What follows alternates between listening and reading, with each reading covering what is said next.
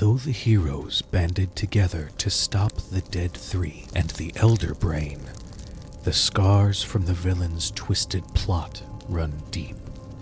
Faerun stirs.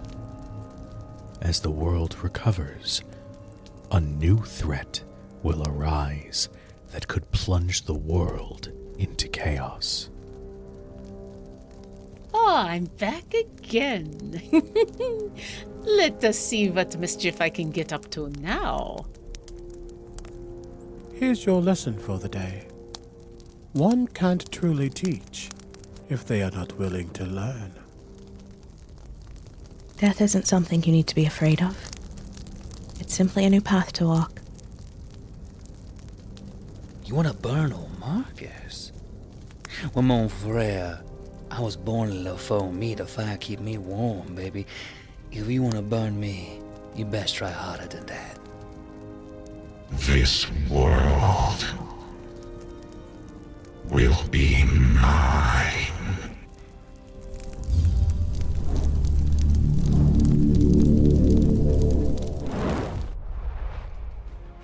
Hello, Internet. I love that transition. Definitely did not work, but it's fine. Hi, Internet. Welcome to Shadows over Baldur's Gate, and welcome to Crit Hit Chronicles. As you can see, we are in the middle of a... Laura! We're all tired today, guys. Let's be real. It's been a long week. I think we're all feeling it a little bit. Before we get started in earnest, quick couple notes. Firstly, we are sponsored by Modern Artifice. And actually, we can get rid of the tip goal because we met it. And I'll have to set up a new one at some point in the future. So thank you to everybody who tipped and supported the channel. I will be sending out a set of Modern Artifice dice to one lucky follower. So thank you so much. Because of your generosity, not only did last night's party gain a feat, but so did this party. So my party members were super excited when they found out. So but yes, we are sponsored by Modern Artifice. If you need a set of some fantastic dice that make wonderful sounds like this whenever you roll them, I hope that's audible. Every time I do that, I'm like, it's not coming through. It's never going to come through. What am I doing? You can go to Modern Artifice and pick them up and use code CritHitChron to get 10% off of your order. Seriously, some of the best dice that I've used. They are so pretty. This is my favorite set they have ever made. Look at the pretty. So yes, go support them. In addition, this is a post Baldur's Gate 3 spiritual sequel campaign. So if you have not, I just burped. I don't care. If you have not finished Baldur's Gate 3, there will be spoilers abound as we are diving into some of the consequences of some of the endings of the video game. If you would like to know from the beginning what we've started, you can go and check out YouTube at Crit Hit Chronicles to catch up on the story so far. See what I did there. But with all that said, let's go ahead and introduce our beloved party and get into some combat. Yeah! I'm Lauren Urban, she, her. I'm going to be playing tonight Uzash, she, her, who's dancing on the ceiling. I'm Omega. I'm playing Professor Gideon Hollowell, College of Ambition Bard, and will give you an F on your test, and then immediately regret that and give you a B minus. Is that it? All right, next. B minus is almost worse. B minus is the I'm not upset, I'm just disappointed of grades. Yeah. Yes. Hi, Bro, Logan, you're all you can go- talking like you're not a C+ student. I would kill for a B+. You kidding me? Hi, hello, good evening, folks. You can call me Laura or Tutu or Laura Tutu. Tonight I will be playing the Hexblood Celestial Warlock Winifred Fithiak, holding on with Eldritch Blast and a fucking prayer to the Raven Queen. I swear to God.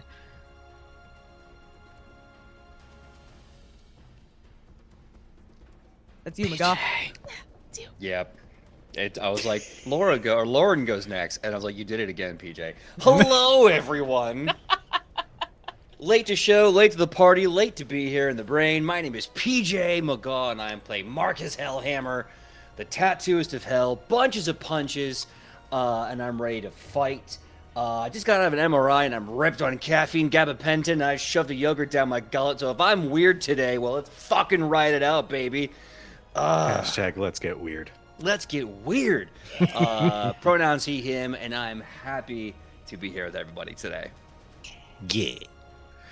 All right. Well, when last we left off, our adventurers had ventured into a cavern in the once shadow-cursed lands to find a halfling gentleman who had been seemingly captured by a rogue Myconid. After venturing below, they encountered a sovereign of the Myconid colony who had stated that this halfling had stolen something from them, and in order to essentially face justice, he either needed to be accepted into their community, aka turned into a Myconid, or they would kill him. That hadn't been done just yet, though. After a bit of a conversation where Winifred tried to convince the Myconids to see reason, they offered that same choice to everyone here. And that's where things got messy. So, the party continued to venture forth, but had unfortunately made enough noise, and also thanks to a small, mischievous little flame skull, the rest of the Myconid colony was alerted to your presence, and they approached quickly from down the hall. The heroes found a spot to hole up and prepare their defenses, and that is where we left off. So, I would love if everybody here could roll me some initiative. Sure. Okay. Hold on. Before you give numbers. What did I say? Oh my god. What was my update? Because I wrote the update down and then it's gone. Hold on. Wait. Was it a Wait, what figure, like based off like half of your charisma bonus or something? It's not. That's not the part I'm looking at. It's when I get to do it again, because it's happening fast. Give me just a second. So sorry. You're good. You're good. College of Ambition. Got no what I did here. We're doing it live, kids. We're doing it Mhm. live. Just gonna look at that number, but say nothing. I think I need to give up a bardic inspiration to do it again before a long rest or short rest. Well, here we go, folks. Only have one bardic left. So now you can add a +2 to your. Is it +2? No. Did we say half my proficiency? What the fuck did we say? Oh my gosh. I think it was half your proficiency. It was half your proficiency bonus. Rounded up? I think it's rounded up because we gave 2 last time. Yeah, round it up. I think it's rounded up. Okay. Sorry. I need to like edit everything. Sorry. Okay. Do things. Let me fucking roll initiative. Fair. Okay.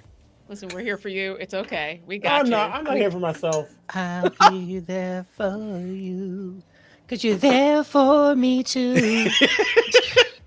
Thank you, PJ.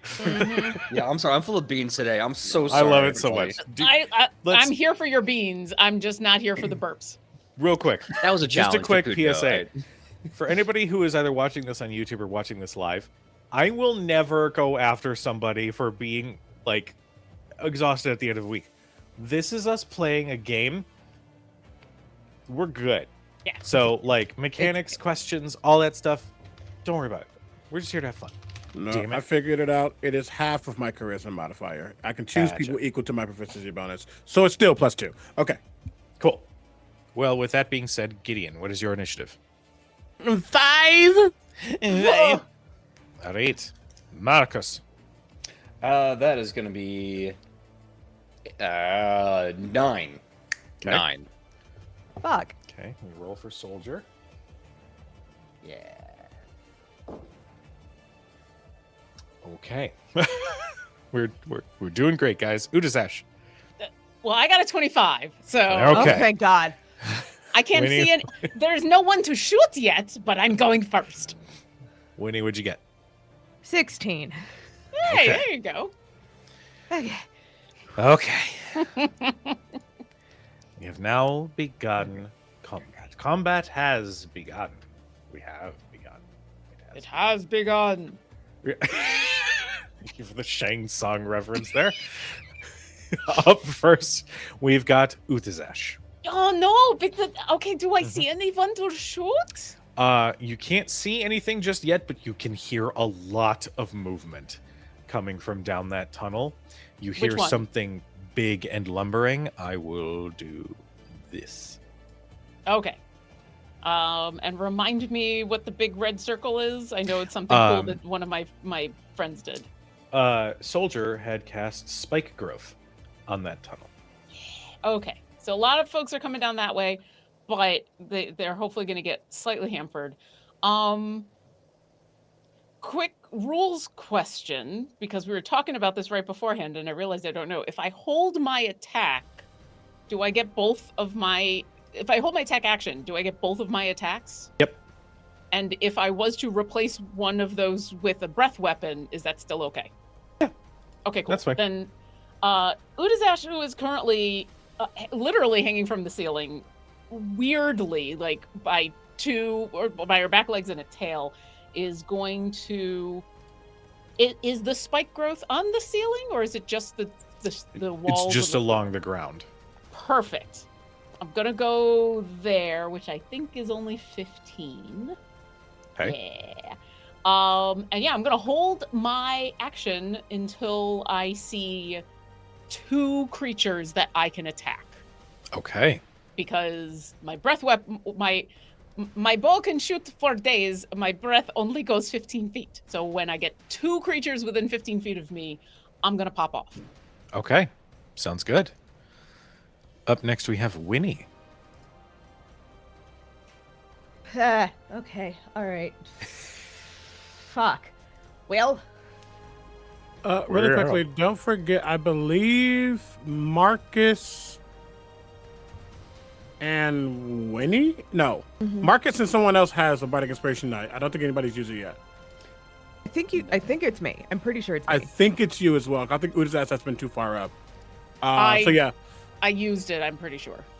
I haven't used mine yet. Okay. Yeah, and I have the note somewhere about a D8 from you, so yeah, I'm ready to go. Okay. Well, there's no one to Eldritch Blast yet, so I'm gonna hold my action to Eldritch Blast the first thing that shows the beady little whites of its eyes. Okay. Sounds Fuck. good.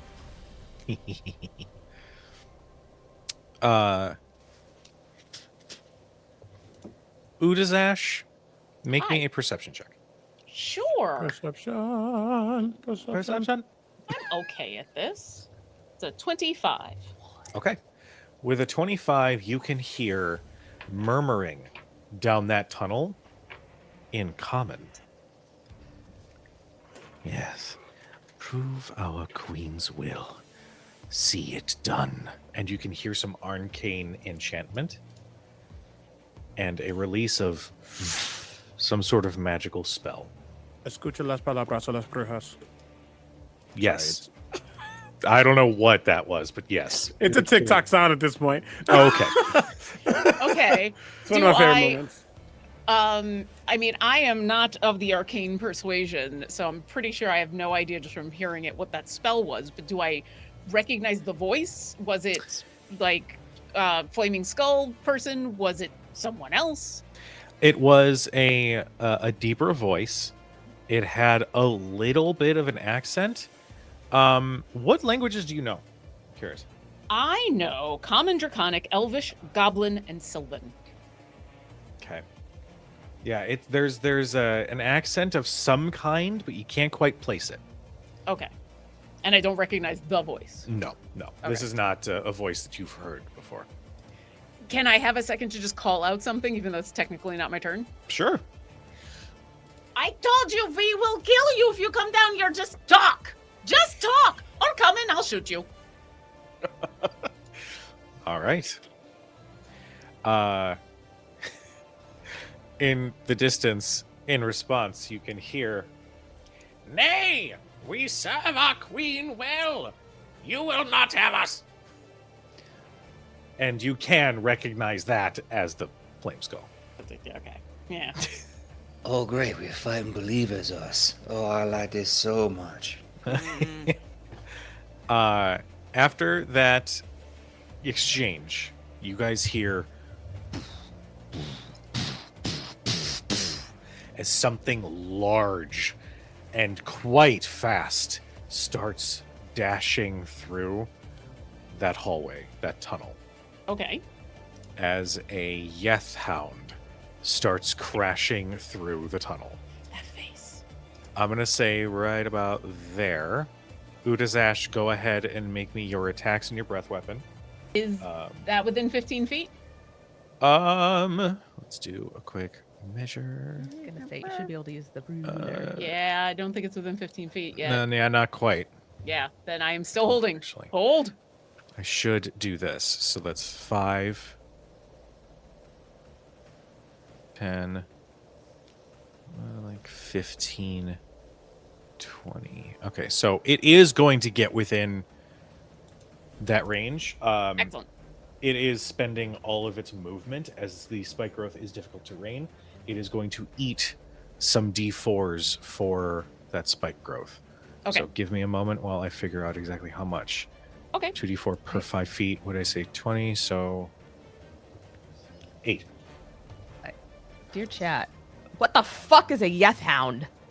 Oh, I don't know about the lore of this, but Yethounds in other games are like floating demon dogs that bark and cause people to go insane. In some lore. I don't know about this one. I'm just saying. I will say, Joe? it sounded like only Joe came out, and I was like, did you just Jesus name me on my own Yes, I stream? did. I Jesus named you. I Wow. can't hear anything, but Goddamn- also let me know if Gideon knows what the heck the Yeth Hound is. Goodbye. Your government name. I will say, oh shit, Udazash and Winnie, make me a nature check. Okay. Everybody else can make a nature check with disadvantage, as it is a Feywild creature. Write that number down. Ooh, okay. Nature check, you said? Yeah. 9. I'm real distracted trying to make sure something doesn't try to crawl up our asses. That's a natural 1. Okay. You said disadvantage, right? Disadvantage, yes. Poop. That gives me an 11. Okay. So 11. I'm sorry, Winnie, what was yours again? Nat 1. Nat 1? Ah, Crit fail. for those who are just joining us. Total 4. Anytime a critical success or failure is rolled, it gets marked in the Chronicle.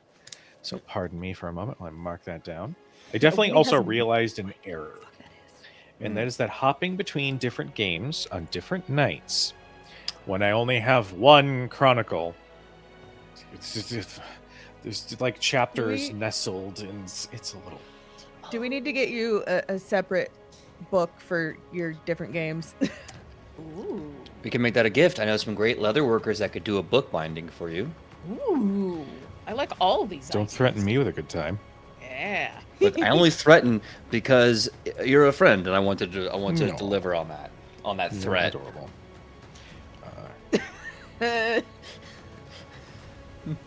I would like to help with this project by throwing money at it. I don't know any book binders or leather workers. I probably do, and they're probably very angry at me right now. I'm sorry. Okay. They're all watching right now. Yes. Udazash, what did you get? I'm so sorry. 9. I'm preparing to breathe on something. I only got a 9. Okay. You know it's something from the Feywild, but in terms of direct interaction, Mm-hmm. this is you've not directly interacted with this that you can remember. This is a new experience. Feywild creatures when not on Feywild. That's 2 new experiences. Yes. Yeah, no, that makes sense. That's good. Fuck. All right. So it is moved into range. So Yes. Udazash, go ahead and do your magic. Okay, so my first attack is with the bow, and I rolled an 18 to hit. 18 will hit. Awesome. All right. We are gonna do that. And then while I'm totaling up the damage, Udazesh is going to and breathe a line of lightning. I need it to make a dexterity saving throw DC 13. It's not. I haven't done that yet, and I haven't done that yet. Gideon, go ahead and make me a nature check. I'm going to say with disadvantage. To identify what. Oh my god. In response to Udazash, I got a 22 on my dex saving throw for this thing. Okay, you save, so you're only going to take half of this damage. Do I need to split any of this damage up for you? There's lightning, there's psychic, there's radiant, and there's magical piercing. No, you're good. Awesome. Okay. So you're going to take 5 lightning damage. Okay.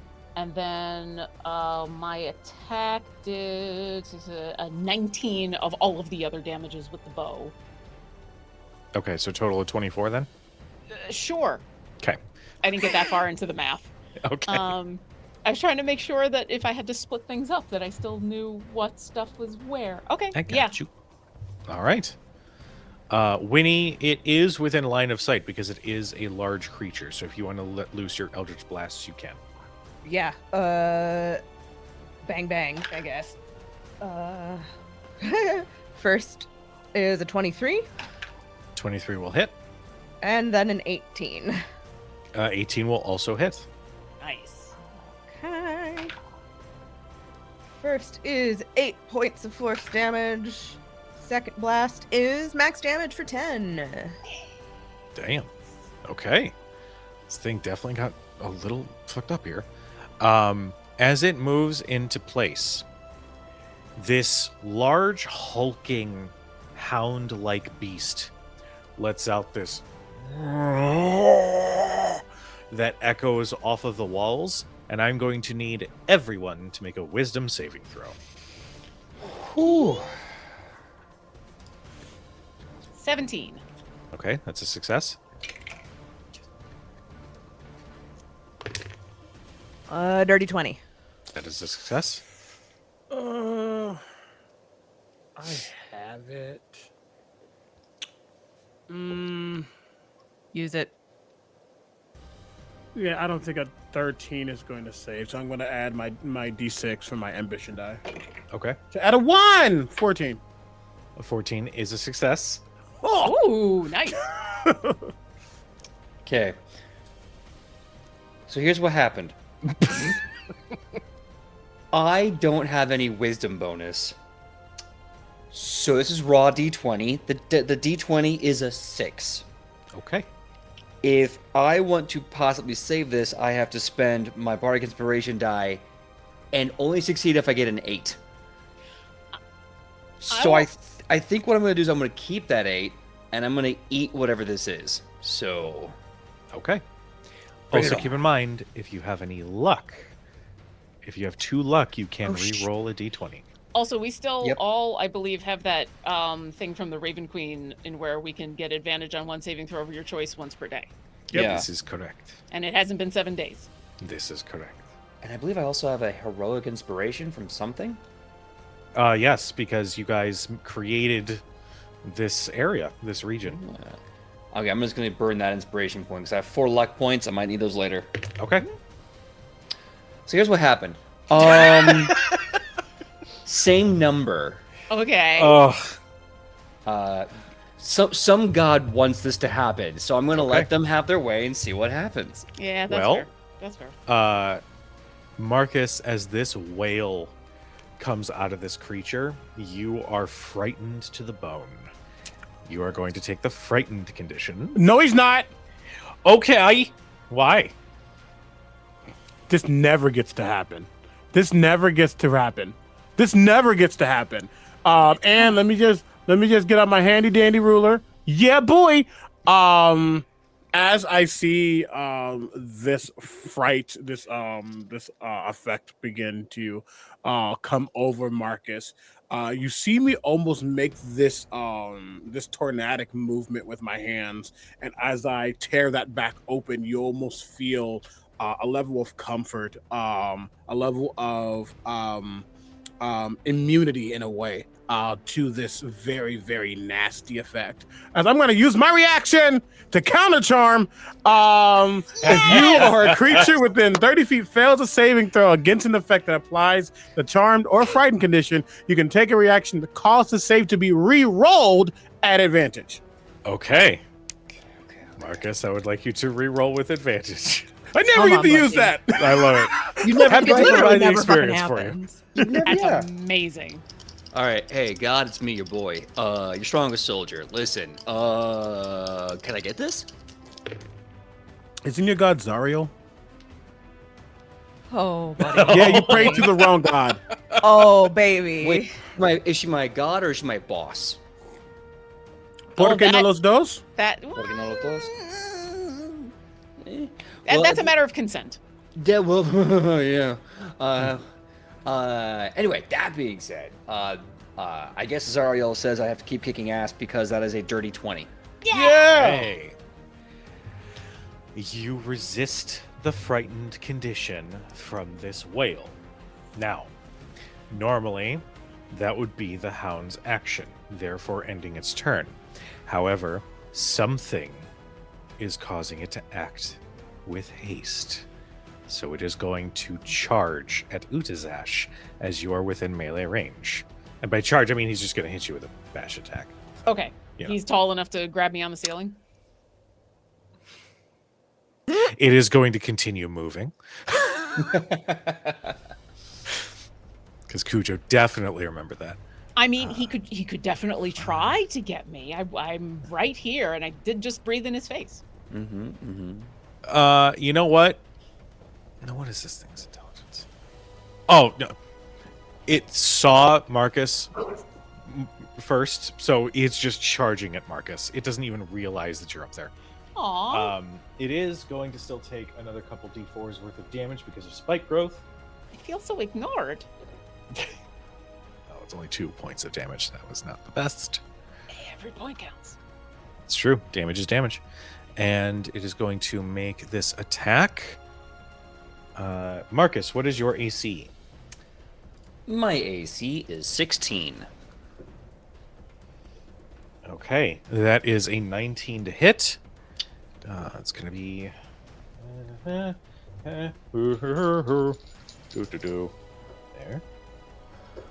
And so it's 14 points of piercing damage. And...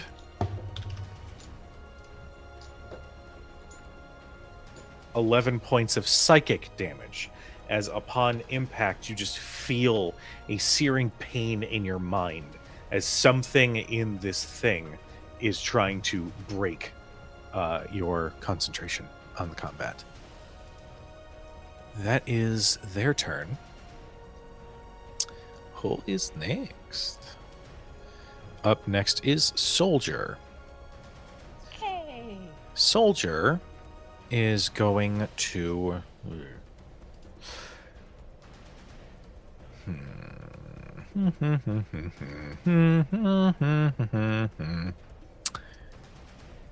Oh, goddamn So druids! does Soldier have any healing capabilities?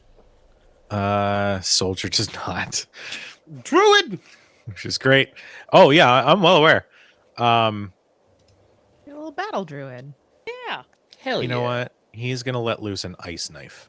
Nice. So he's gonna make an attack roll. Gotta find my map.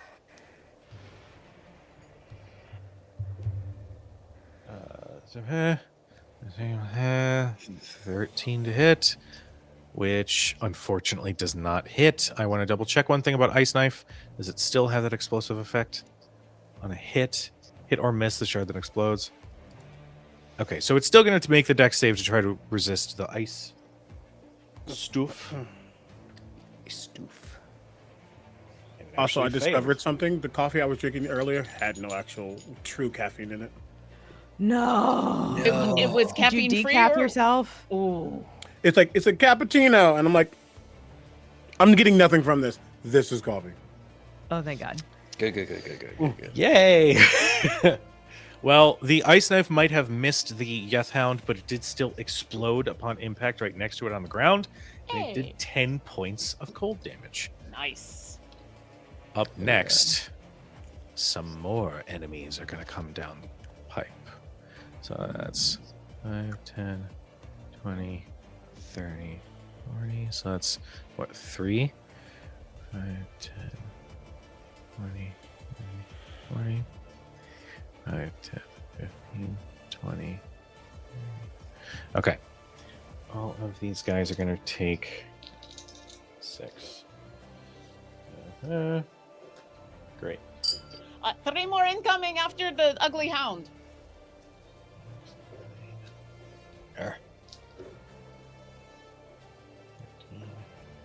Shit. 17 points of piercing damage in total to these guys, and that Nice. did not sit well with them.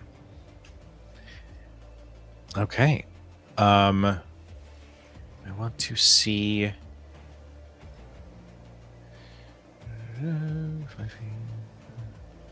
Okay. That is all they can do. So we are going to. Oh, I just accidentally closed maps. That's awesome. Love it so much. I love it. Love to see it. As a serial tab Okay. closer, I feel that. All right. After those Myconids show up, Marcus, it is your turn. Okay, so I am still considered large after activating Pit Fiend's Might, or the rune of the Pit Fiend. Out of curiosity, I don't think I had a chance to ask, are these little squares with what look like spikes actually spiky? No. Okay, cool. I just forgot. It's fine. It's all good. So what I'm going to do is I have to, in order to keep this kill box just a horrible meat grinder, I have to kill the Yethhound and move forward. So I'm going to start swinging on the Yethhound. Okay. Let's see. I gave my fire rune to Soldier, my rune of Fledgethoth. So I'm going to let's activate that now as a bonus action. I'm going to activate my where is it? Where did you go? Where did you come from? There it is. Here it is. I'm going to activate a rune on my body that kind of grows and glows wider and wider and farther and wraps me in it. And then suddenly my body kind of gleams. I am now resistant to bludgeoning, piercing, and slashing damage for 1 minute. Hell yeah. Nice. With that, we're going to tank the horde. I'm going to move myself next to this guy. I'm going to start unloading on him. First strike. Actually, question. Can I grapple this guy to the ground? I will And say attack you him? can first make a grapple check to see if you can get a solid hold on him. I would say it would probably be a second check to try to wrestle him to the ground. Gotcha. Well, I think in the interest of time, I'm just gonna punch him. Right in the face. Okay. Punch! Punch. Falco, punch! Falcon punch. So let's see. That is going to be a haymaker of 22. to hit. 22 will hit. Okay, and we're just gonna keep going. Second haymaker. Yeah. Does a 15 hit? A 15 will just hit. Okay. 2 haymakers. First one. Hold on, that's gotta be. Okay. So that's gonna be 17 damage on the first punch. Dang. No. Yeah. And then this one. Ooh. It's better. Let's see, that's gonna be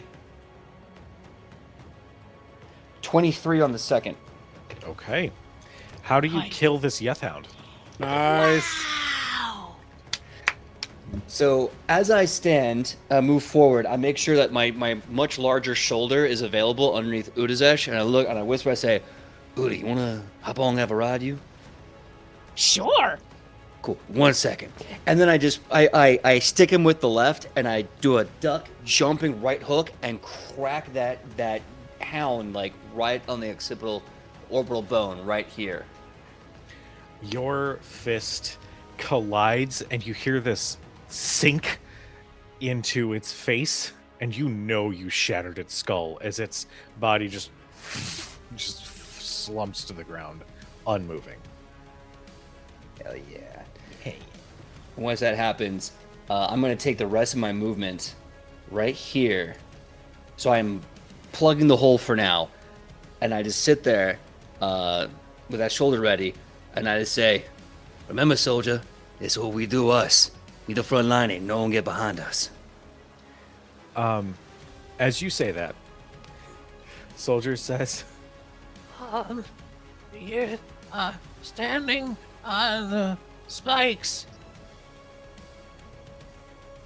Yeah, Ah, shit. I'm on the ceiling. Remember, you can't be under me without being in spikes. You're right. Okay. No, correction. I step in. I say my line. Say my Slowly- line. Slowly step back out. It was a very cool line. there's like, I'm not gonna do damage because like it's fine, but I just like the idea that you stepped in and that one spike just went right through the foot. Yep. I'm good here, man. I'm gonna do that. And I just kind of step back and just All right. let's keep my boxing stance ready. All right.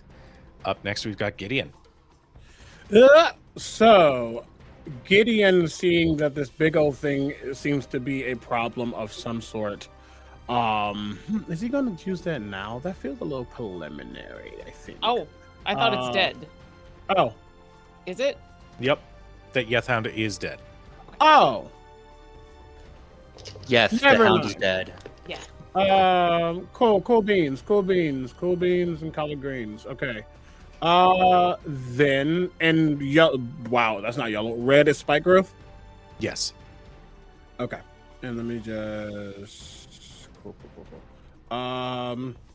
Gideon will feel confident moving closer in, at the very least. And start to survey. Does he see the Myconids back there Yes. and everything that's happening? What are they doing again? Just so I know. They are trying to climb through the spikes to continue their assault upon you. Oh, that's sad. LOL. Get better. Skill issue. Oh my gosh. Then in that case, Plants being stopped by plants. that It's gotta part be is just like embarrassing. Jim, what happens if a spike growth gets on fire? I believe it would be considered a flaming spike growth. And if it stays on fire, we'll add in some fire damage. Why not? I'll say, Okay. and because it's a spell, it's not like it would necessarily burn away. It's a concentration spell. Yeah, exactly. So that's why I'm just curious. I think at the very least he's going to let's see, the one that's how far is that? Okay, yeah, I think I have more than enough. Yes. He's just gonna look at Myconid A. And he goes, I learned this from my students. You may be a mycelium, but you are not a fun guy. Vicious mockery. Yes, he tells dad jokes. It's giving Captain Holt, and I'm here for it so much. Yes. You know, Yes, it's good when the GM walks away. Vicious dad jokes. And he is Yes. so proud of it. He's just like, that.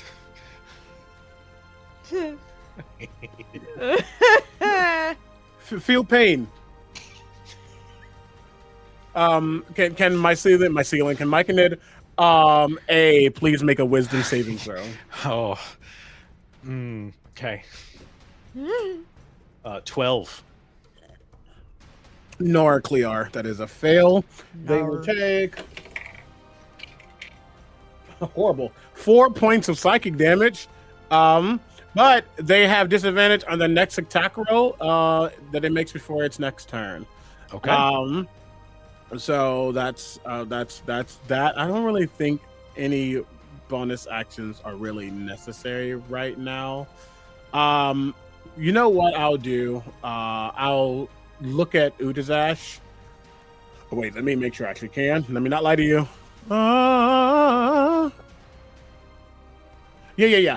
I'll look at Udazash and just say, you see the one that is now struggling to take in my joke? He should be easier to hit. I will use the help action as a bonus action. I can do that with my subclass to give Udazash advantage on the next attack. Sounds good. All right.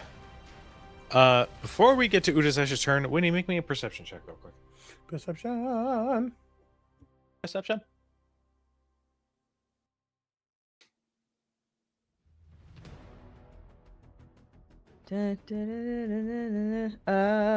Fuck, math. That's not how the song goes. Shut up.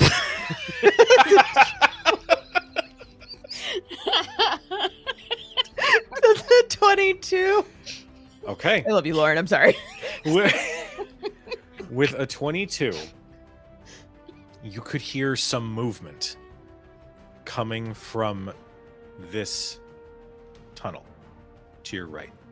Ours. As you look, and you can deduce like where you're seeing some rocks be kicked, but you can't see what is kicking them. As in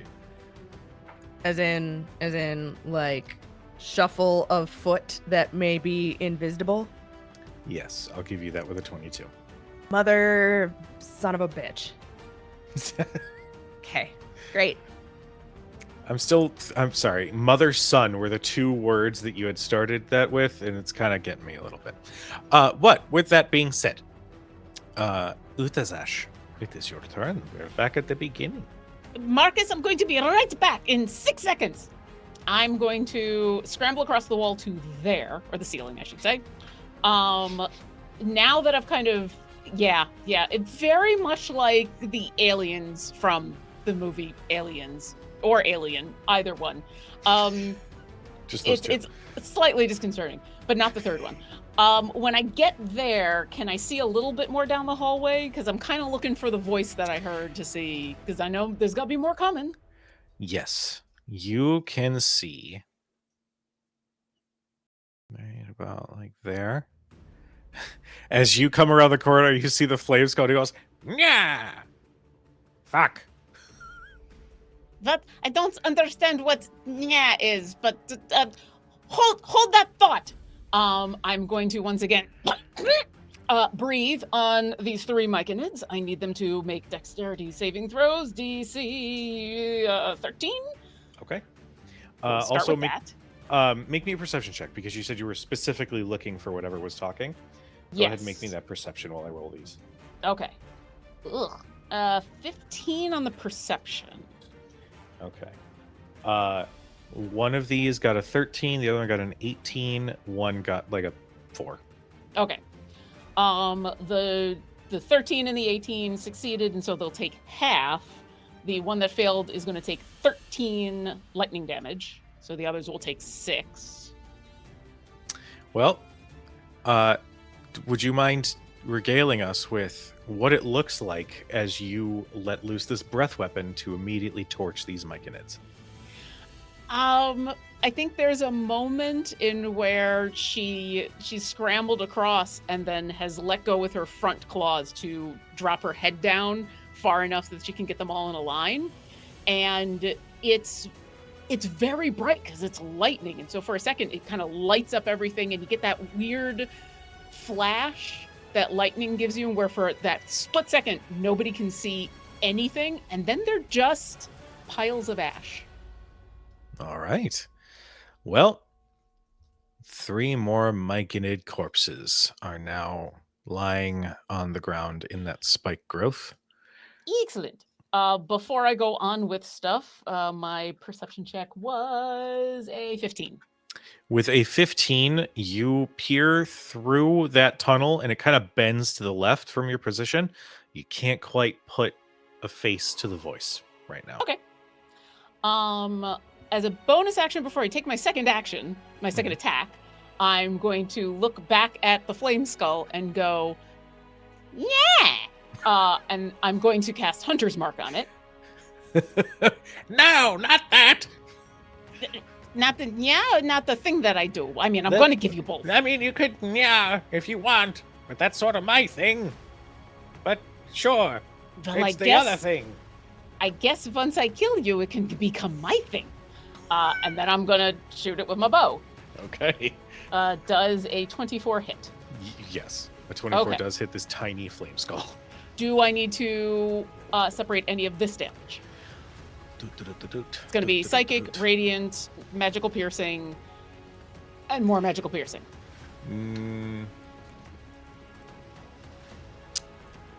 You will have to have the piercing. Okay, so let me do that because that'll also be piercing. So it's going to take 22 piercing damage. Okay. And Got it. then one of you and one of you. And then 7 of radiant / psychic damage. Okay. And then I'm going to blow it a raspberry and make my way back less out of sight of it and more because I promised Marcus that I would be back. And while I won't put myself immediately over Marcus because I feel bad covering the token, Udazash is going to scramble back over and go, I'm back! What did you need me to do? I look at the trail of destruction and I just go, no, we good. You got it. You got it. There is still a flame skull coming. Yeah. Oh, good thing he ain't gonna leave you. That's for damn sure. Yeah. But I am here if you need me, and I'm done. All right. After Udazash, we have Winifred. DM. Laura.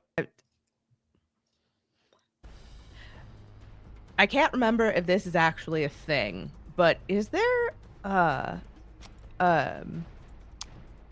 species of halfling that has innate invisibility?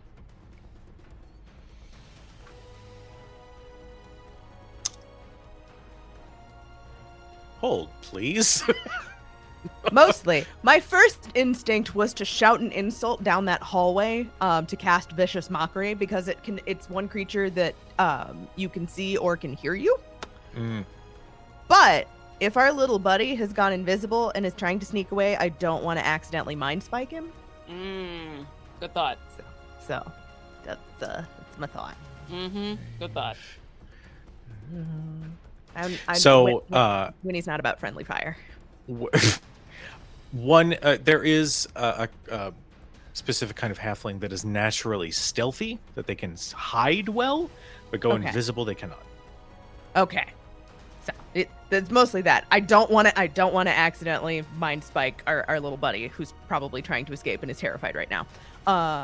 But knowing that there is not an innate invisibility, I'm not going to get too much closer, just sort of up these stairs a little bit. And then I would like to shout in the general direction of the shuffle and the rocks. If you were any worse at this, you'd be doing our job for us, you fuck. And cast Vicious Mockery.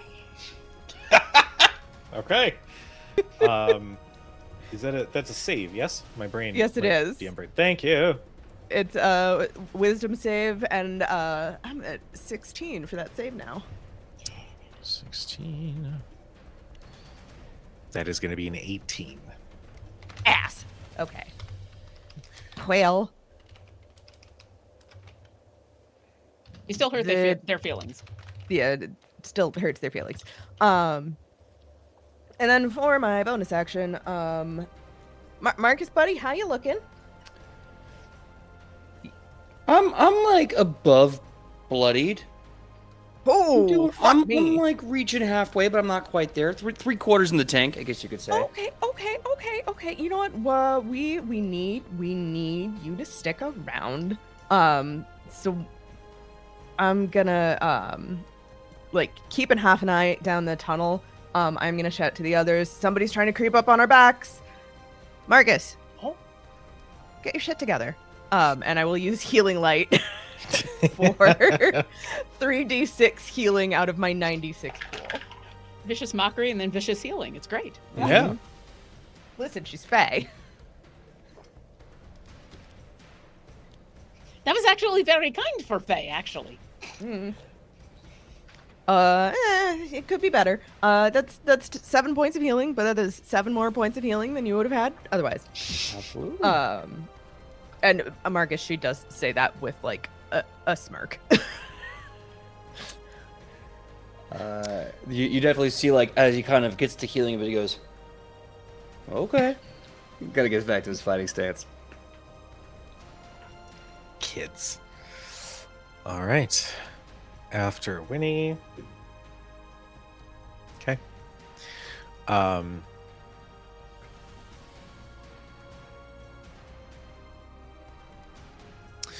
Sorry. After Winnie, it is the Flame Skull's turn. The Flame Skull says, "No, Nya is my move." 5, 10, 15, 20. Not for long. 40. We are going to do a magic missile. And we are going to cast that at 2nd level. So that is going to be 4 darts. We are going to target... You know what? He was really upset by Udazash. He's going to target Udazash with 4 darts of magic missile. So that is 3, 5...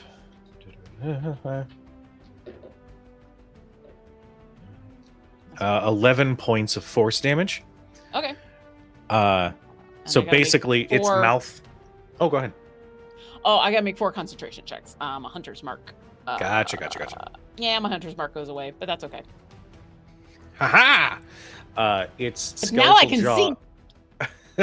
Its skeletal jaw opens, and there's this building bluish light that 4 darts just into Udazash's form on the ceiling. That is its turn, and as it ends its turn, it says, "For the Queen!" To which soldier, it is their turn. Now, quick question, Marcus. That fire rune, it's on attacks, correct? Yes. Okay. I have to do some measuring here.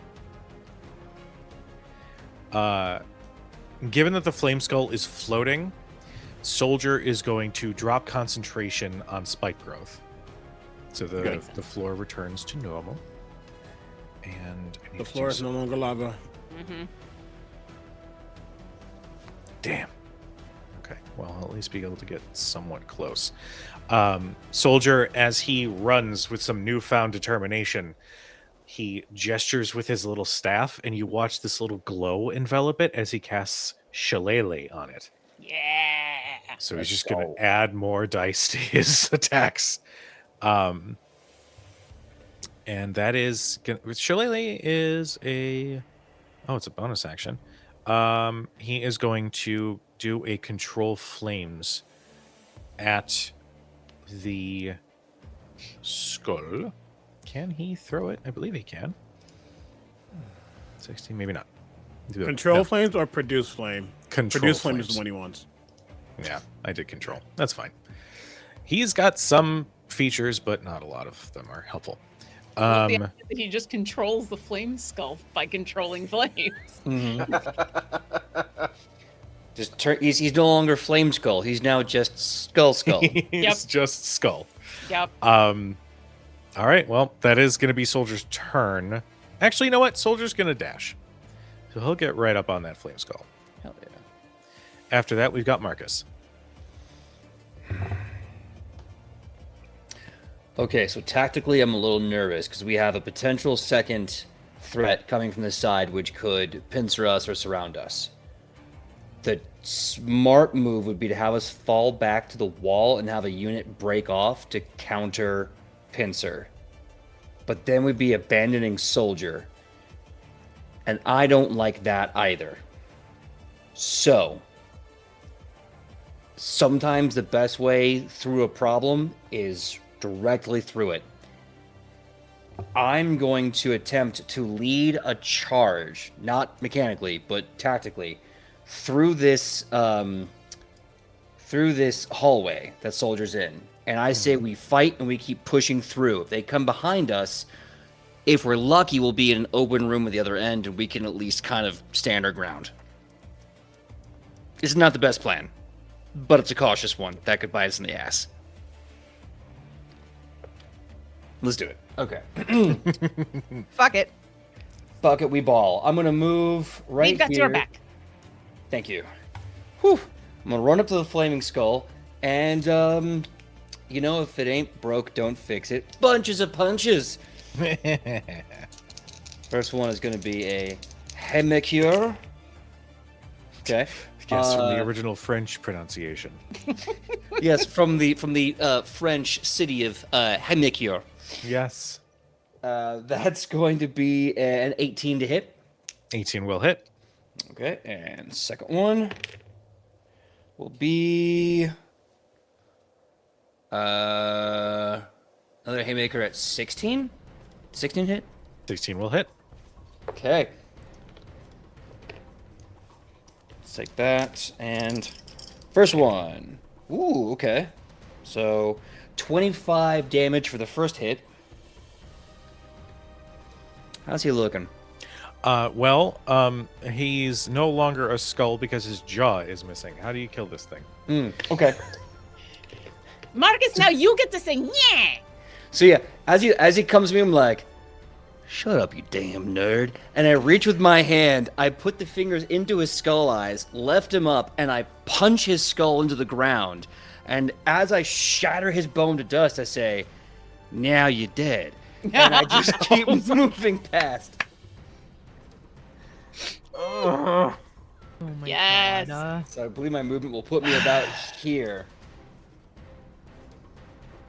Okay. You finish your movement. And it's at this point that as you are still on edge, everything goes quiet. You don't hear anything coming through this tunnel immediately. You can still hear some movement in the distance, but it doesn't seem like it's getting any closer. But the cavern seems quiet now. We have killed them all. Are we still in initiative? No, you are out of initiative at this point.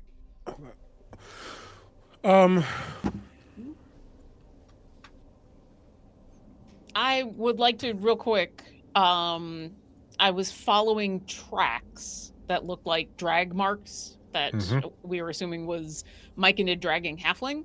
Do they continue to go down the path that Marcus just ran down? Yes. Okay. I'll call that out. Well, if we want to keep going, that's where they took the halfling. DM, Yes. what's down the hallway? Like, the hold on, let me ping. Something's still hanging out down here, right? Make a perception check. 21. With a 21, you look at that spot where you saw some dirt and some dust be kicked up. You don't see any other movement. You don't hear anything else. And in this cavern, even the lightest footstep, if done without proper care, would echo. You're not hearing anything.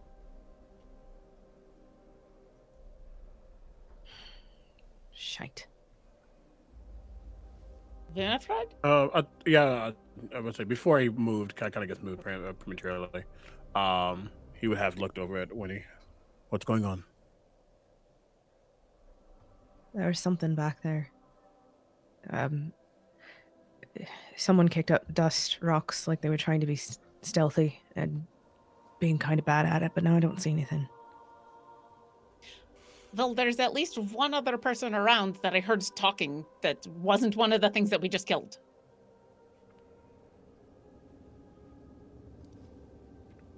It could be they were just trying to sneak by. I don't see anything now. I don't hear anything now.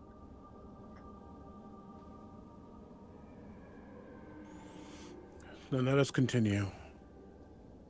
Time is of the essence. Okay. Zash, Yes. can you do that thing? Keep an eye on our backs. Yeah, absolutely. Let's go. Let's go. And I Hop on will. the broom. I will take the rear again, but I will continue to be on the ceiling. Okay. Did I doubt it. Not to be like a hoarder or anything like that, but the flame skull, was it just a flaming skull? Did anything that have anything on it? Anything that's notable about this thing?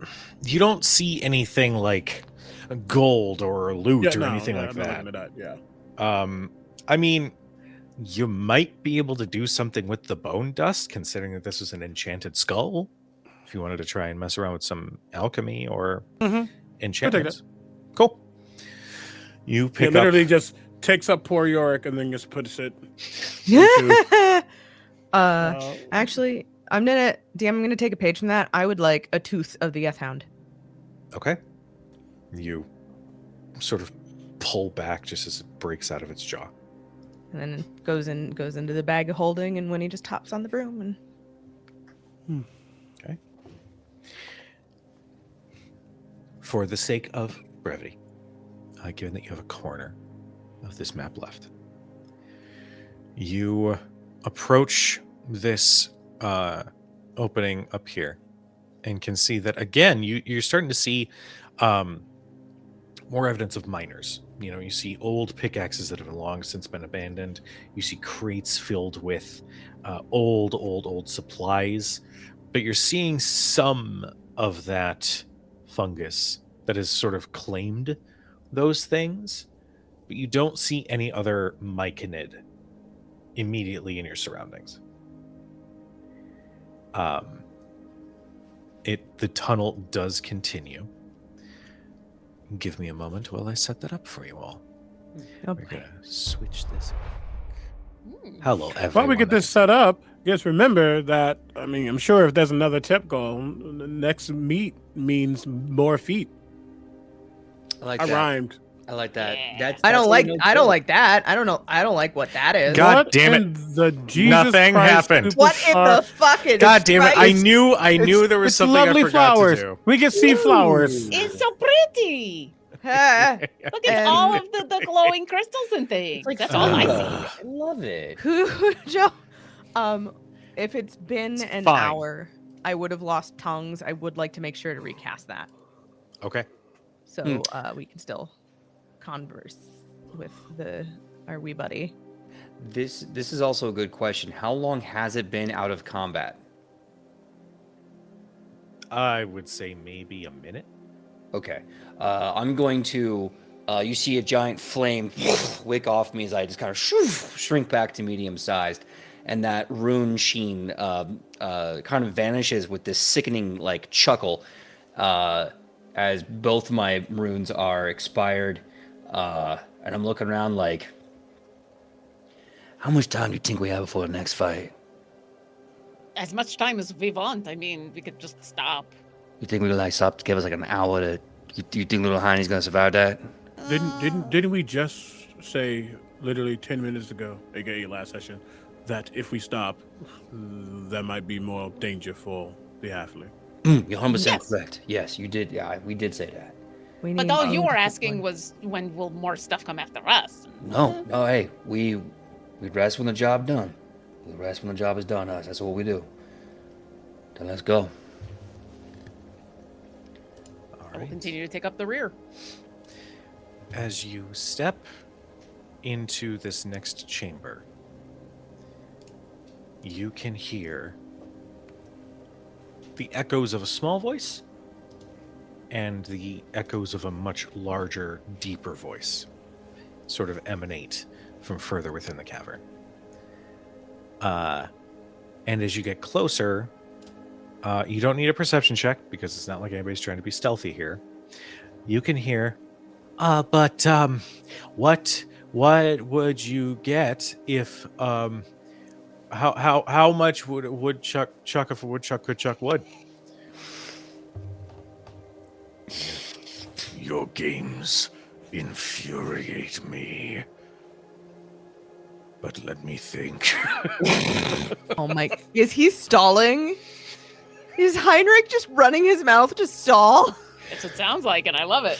If it's a northwestern woodchuck during the springtime without family, the metric load of lumber should approximately be. I watched love that National Geographic. I love that. I love this little halfling so much. If he is being sassy in order to buy time, Mm-hmm. I love him already. Real quick, the deeper voice does that sound like the voice I heard earlier? No. Okay.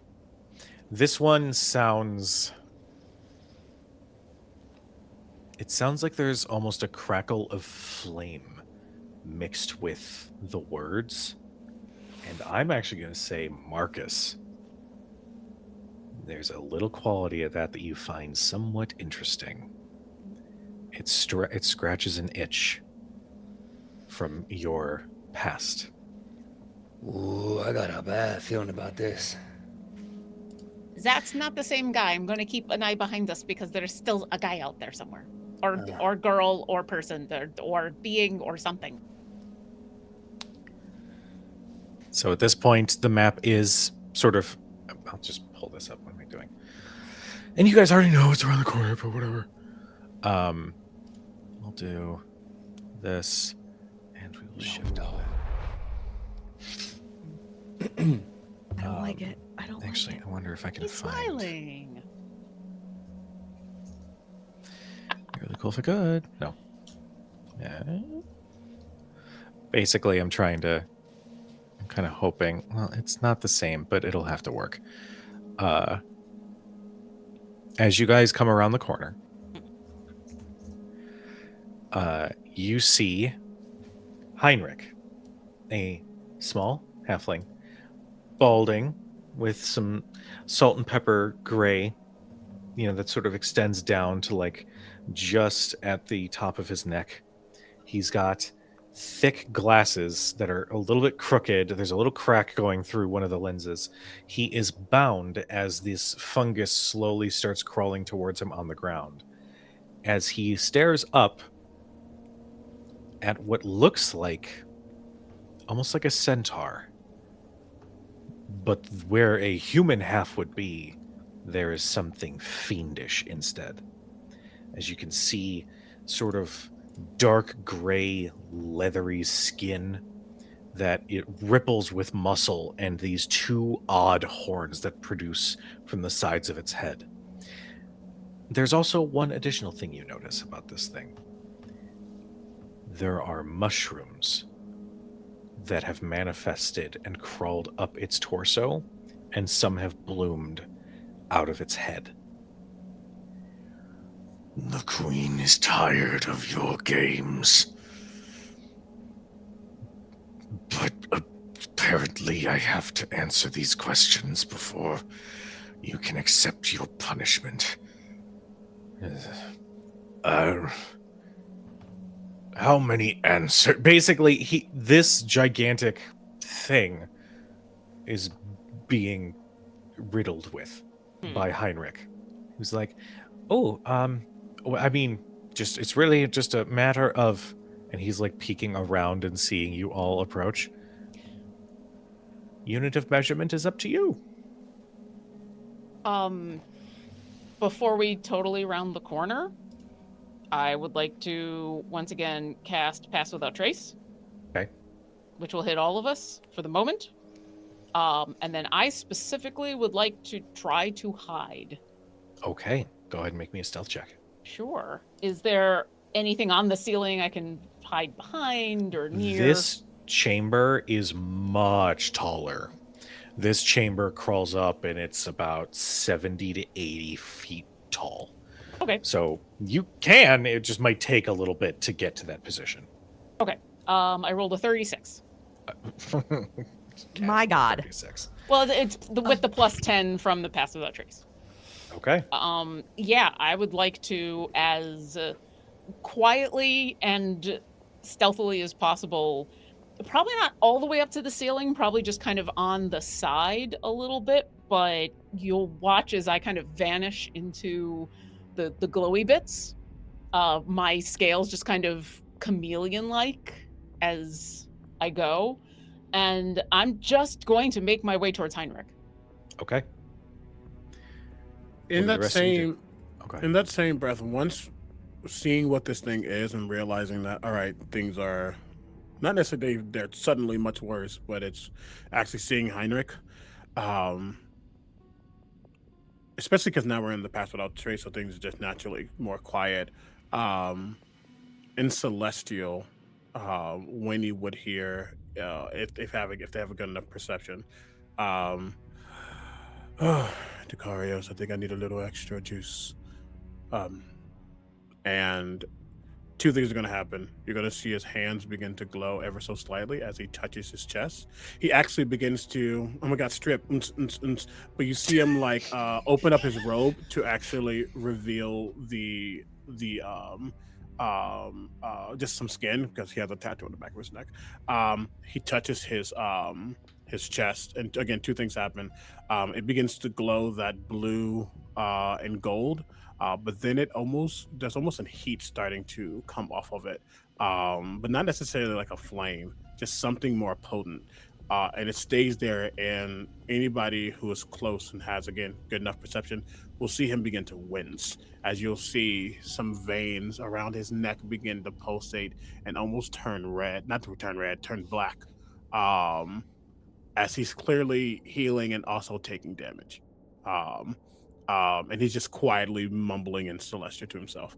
As I'm going to first healing hands myself to give myself 2d4 healing. That is great. 4, 1, and 4. So that is 9 points of healing. But then I'm going to roll 2d6 and take 2d6 damage. Okay. Great. And that's going to be 3 and 5. Yay, love that for me.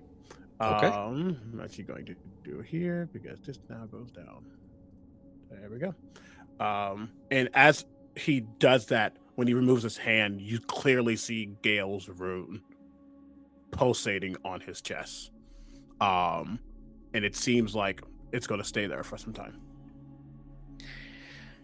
You don't hear so much as you can feel a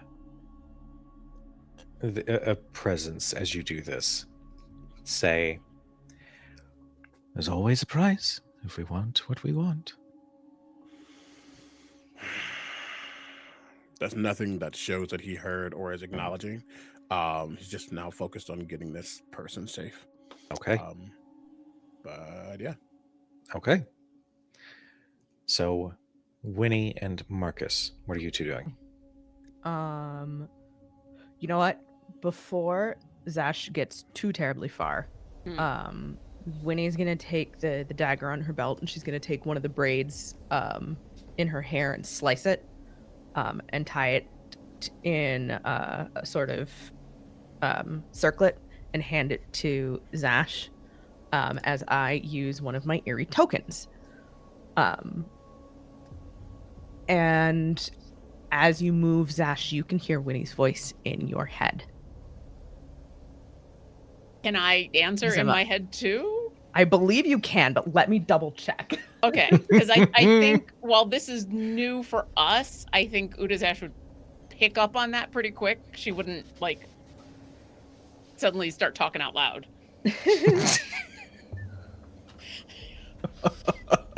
Technically, it is telepathic message.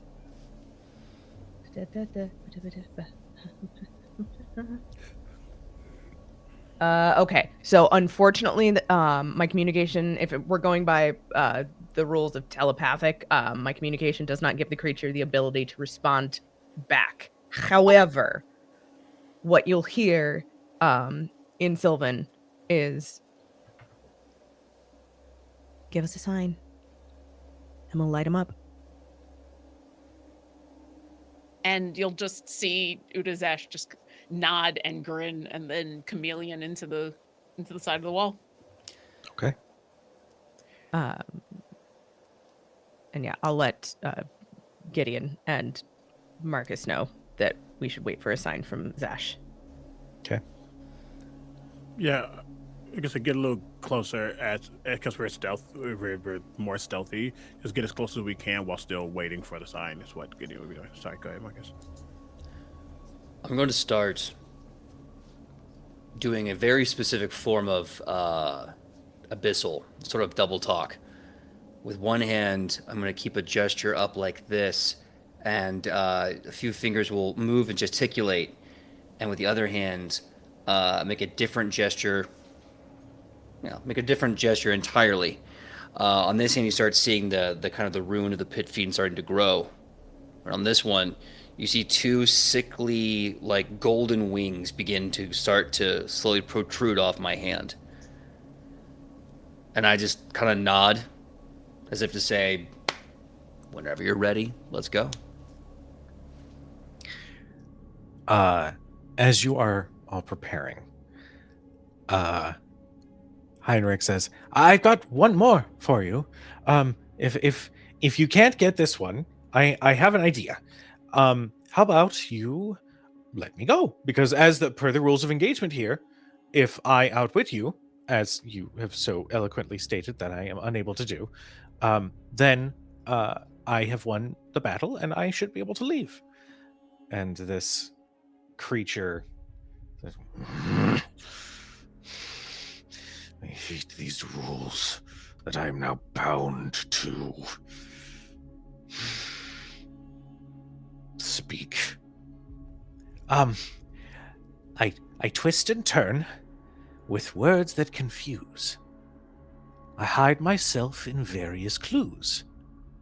If you wish to fight me, then a sore head you'll have, or you can follow me down a long, winding path. I am the middle of middle and also the end. A pencil would be better for yourself to defend. What am I? this creature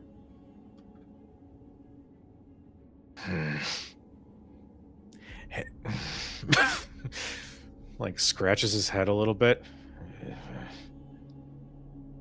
Meanwhile, I am creeping closer and closer and closer. So you got to tell me where I am and what's going You on. rolled a 36. Mm-hmm. You could be in his face if you wanted. That's great, because I would like to actually get to there. Okay.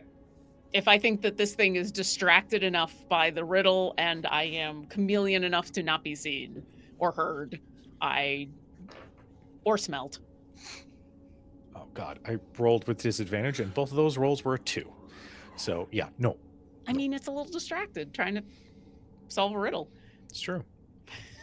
If Winifred could hear Udazash's thoughts, it would be, well, I don't know what the answer to that is either, so I'd feel kind of bad.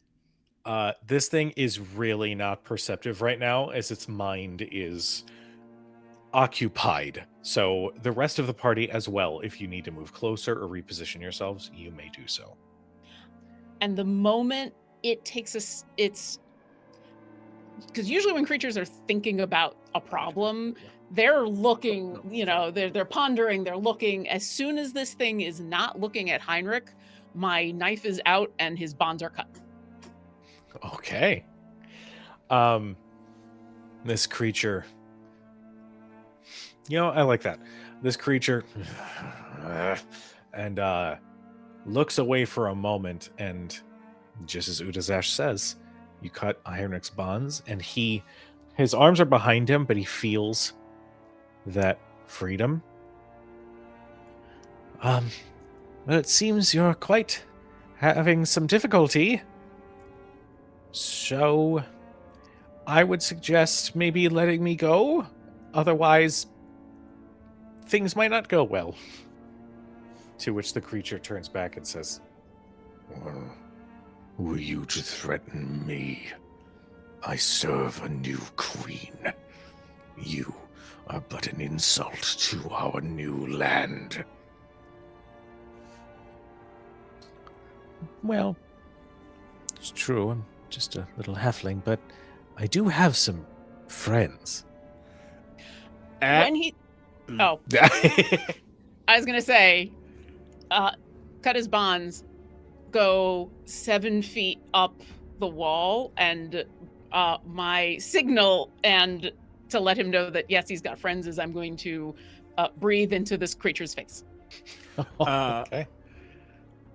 And hearing that, you would have seen Gideon put 2 fingers upon his lips and pull them apart, and then point. And as soon as we start to see something coming from Udazash, Gideon's mouth is going to, his voice is going to ring out as he says, "Kneel." I'm casting command. Can I add to this fuck you sandwich? Absolutely. So turns out, because I'm a Hexblood, I have innate Hex magic. So I have the ability to cast Hex at first level once a day without using a spell slot. So that's what I'm gonna fucking do. Hell Nice. yes. So as we see that like hiss, spit, crackle of lightning starting to gather, that at this point I'm sure we know is about to come from Udazash, Winnie points and hisses Maledictus. Probably right around the same time that Gideon's voice rings out. So I'm going to cast Hex, and it's going to be let's call it Wisdom. Yeah. Fuck you. Okay. Marcus, darling, would you also like to be in on this mix? You can't have a fuck you sandwich without the bread. Guess who's bringing the bread? As I finish my gestures, I slap my chest, fire bursts out my back as I grow large once more. And at that moment, it's almost like a boom, and I slam my arm into the ground as I activate, I believe it's Radiant Smite or Branding Smite, and I'm just 3-point stance. And I look to him in Abyssal, I say, "Bonjour, cher. You don't want this dance."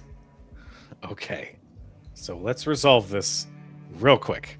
Yeah. Firstly, Udazash, what was the saving throw for your lightning breath?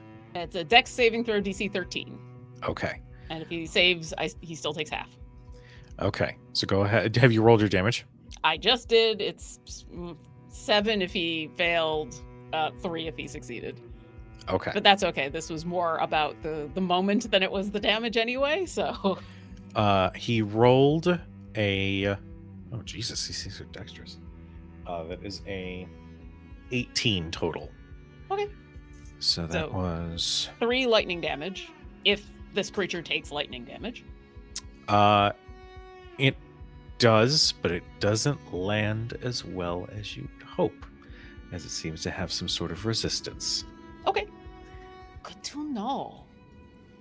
All right, so that happens. Next, Gideon cast command, which is a wisdom saving throw, yes? Yep.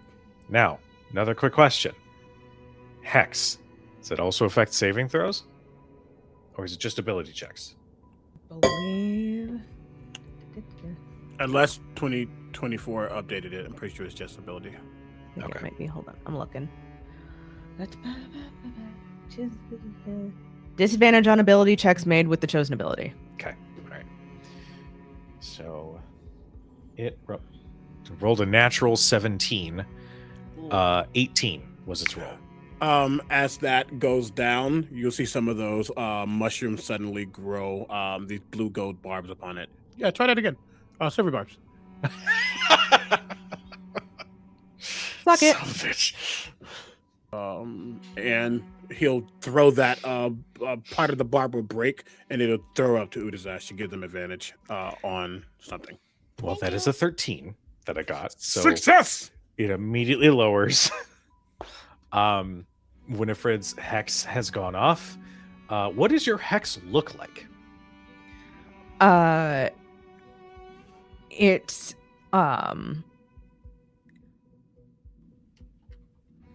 strange. It is like the inverse of light. It is a bolt straight from the Shadowfell, from the Raven Queen's domain itself. But there is a bit of that pale purple that seems to enact in Winifred's magic, nonetheless. Okay. It covers and coats this creature until you see that energy sink beneath its skin. Just as Marcus hulks up and steps right up next to it. I need a collective intimidation check from either pick one person to roll with advantage, or you all can roll your own intimidation checks if you'd like. I mean, my intimidation is only a +3. But in mine, share, I am proficient at all in that, me. Mine's a +5. Mm. Mine is also a +5. I mean, I'm happy to help Winifred. She's in my brain. She's in my head. So it seems like I can make like eye contact with her around the creature as I am breathing at it. Like, Omega, if you would allow it, I think I have a flavor to throw on this. Go for it. That's a dirty 20. Okay. The hex flies and swirls around this creature and sinks into its skin. And Winifred just floats up onto her broom and makes direct eye contact. And for a second time, the shadow of great black raven wings float up from her shoulders and vanish. God, that's cool. This creature, having been forced to kneel, as some of the lightning damage has hit it, as Marcus has hulked out right next to it and threatened it, and as you let loose those wings for just a moment, its eyes go wide, and now that you're close enough, you can see. Initially, on first approach, its eyes are like a sickly deep green that sort of glows with this fluorescence inside. But then as it blinks, his eyes return to a burning ember that one from the hells would have. And then it sort of flips back and forth. Like, too many things at once. And it instinctively reaches for some of the mushrooms to try to take them off before his eyes then shift back to green and his hand immediately drops down. Your scare of this thing has alerted parts of its brain that has not been fully given over just yet. So as it sputters, you guys are essentially going to have a free couple of rounds to do whatever you'd like. As Heinrich quickly skitters. I was about to say, my initial thing is make sure Heinrich gets out of the way. Otherwise, I think Udazash waits long enough to see, are we going to continue to try to talk with it now that we have scared the something out of it? Or should I continue to shoot?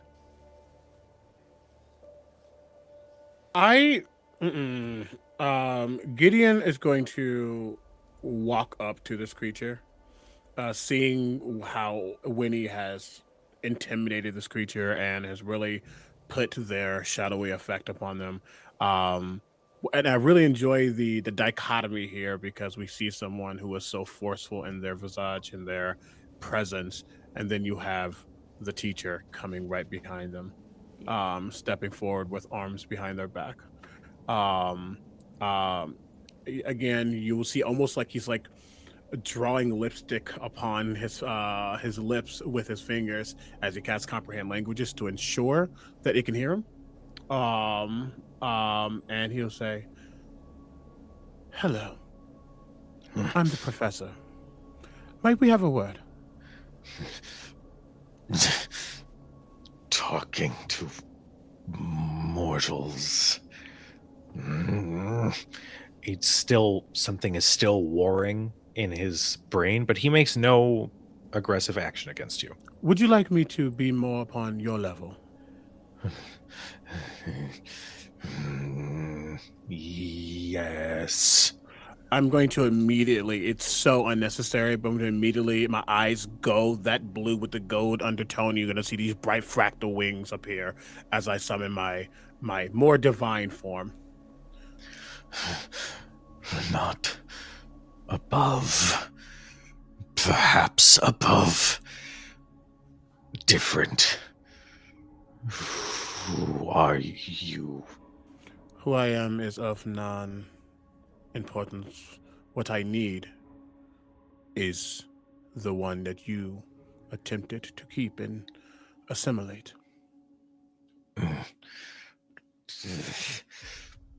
She wants soldiers. She wants this land. And She his wants- eyes stay in that green for a while. Soldiers. Would you mind elaborating? She is the queen. She claims land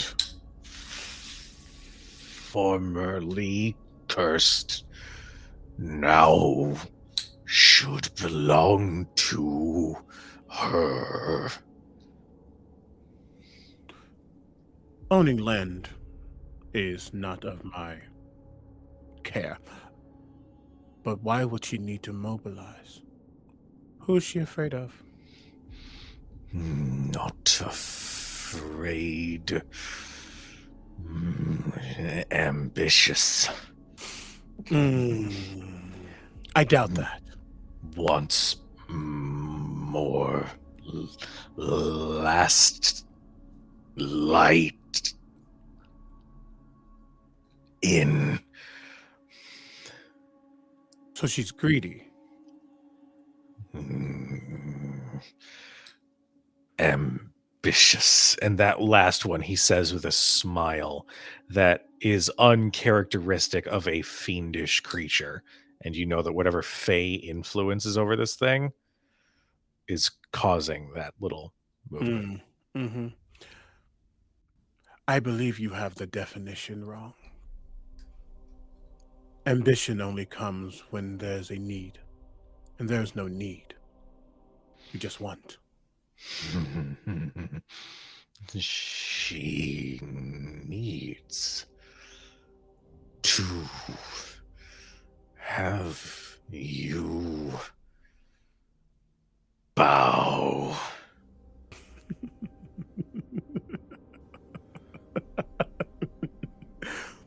He's going to get abnormally close to this person's face. Gideon, this entire time, has never gotten this close to an enemy. He is. Why would I bow to you when eventually you will bow to me?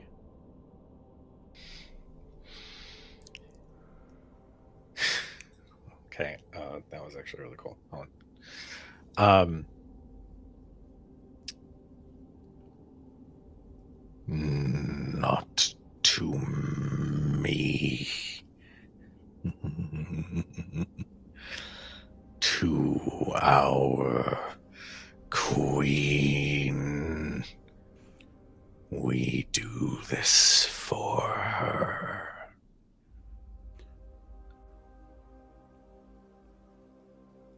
Then how about we change the we? Because you won't be there to see it. I'm going to. No, my hands don't move. My eyes just glow very, very brightly. I'm going to starry wisp this person in their face, point blank. Okay. No, I'm not. Okay. I'm going to Ralatham psychic lance them. Oh, even better. Okay. Tell me about Psychic Lance. Is that a saving They need to throw make an that I'm assuming? intelligence saving throw, please. Oh, well, this is going to go great. We demons were known for our intelligence, you know. Well, it depends. It depends on the No. fiend. That's true. 'Cause It some of depends. them can be real smart and some of them are real dumb. This many. Damn. No. So a couple of honey. things. That Honey, is definitely a fail. I'm just gonna roll 76 psychic damage. Let's Also, go. In Five, fairness to it, we can 11, also say that intelligence is a dump stat for a 14, lot of 20, creatures. So 26, 30, 33 points of psychic damage. yeah. But what you all see is just, it is almost as if his presence is causing pain. But what's actually happening is he kept saying ambition, ambition, ambition. And he's siphoning that ambition from this creature. Because as he's staring at him, you all will also see his body begin to almost emaciate. As I'm going to add 2d6 necrotic damage on top of this. No, sorry, Hell yeah. 2d6 or 2d8? Let me just check real quick. 2d6. That is 5. That is 4. So 9 points of necrotic on top of that, making that a total of 42 points of damage. Okay. This thing lets out this otherworldly shriek as its form shies away, almost like your presence. There's a weight behind looking at you. What do the rest of you do as this thing shrieks and starts to wither just a little? 2 questions. 2 answers. 1. 2. Yes. First question. What language is this conversation in? Because I know you can comprehend languages. He's talking in common. Yeah. At Oh, least Gideon is speaking in common? Because they can understand the literal meaning of any spoken language I hear, so I don't need to speak in a different language. He's just talking to him. Okay. But what about the fiend? The creature, it is speaking in Infernal. Okay. So while this conversation happens, while I'm ready my 3-point stance, there is a kind of a face drop on Marcus. And there's that look across his face as he's watching this conversation that Marcus will remember this moment. Just kind of, and it's kind of sighs a little bit. And then rage starts to kick back in again. And the second thing I like to do, if possible, if he's looking like he's pretty close to death, I want to beat the crap out of him. Okay. Can I do that? Okay. Yeah, We'll do sure. that. Okay. So I got that branding smite, and I'm a big boy right now. You know, we like him big. And I'm just going to haymaker him right in the face with my branding smite. Sweet. Let's go! Okay. So let's see here. That's going to be 22 to hit. 22 will hit. Excellent. 1, and let's make sure he stays dead. Let's use your bardic inspiration. And we're going to use that. And we're going to use these. Okay. And also, just add another 3 points of damage. I forgot I did activate my Radiant Glow. Okay. Got it. Yep. Okay. So we got 7, 10. How was that? 20. 40 damage with the first punch. Is he still alive?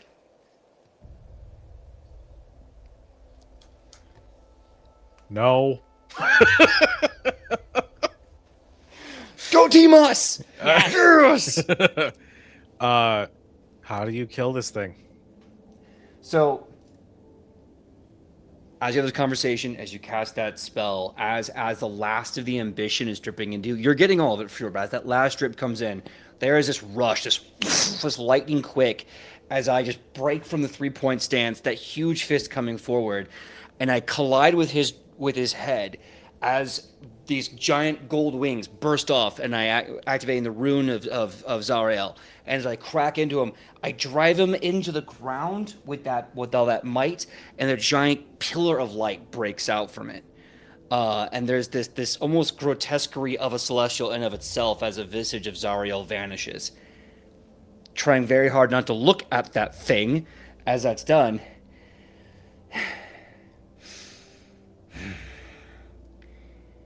Ain't no queen ever had a soldier had nothing in mind but greed. I think it's best we leave now. I'm gonna. It was Zariel. Oh. You can hear ripple through the fungus that is everywhere. Nope. Nope. Just Marcus or all of us? All of you.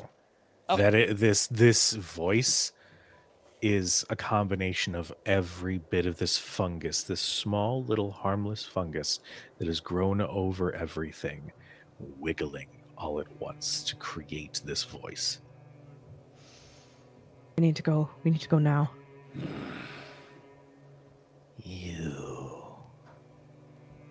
You come with her light, Queen Titania's light. Oh, you know her?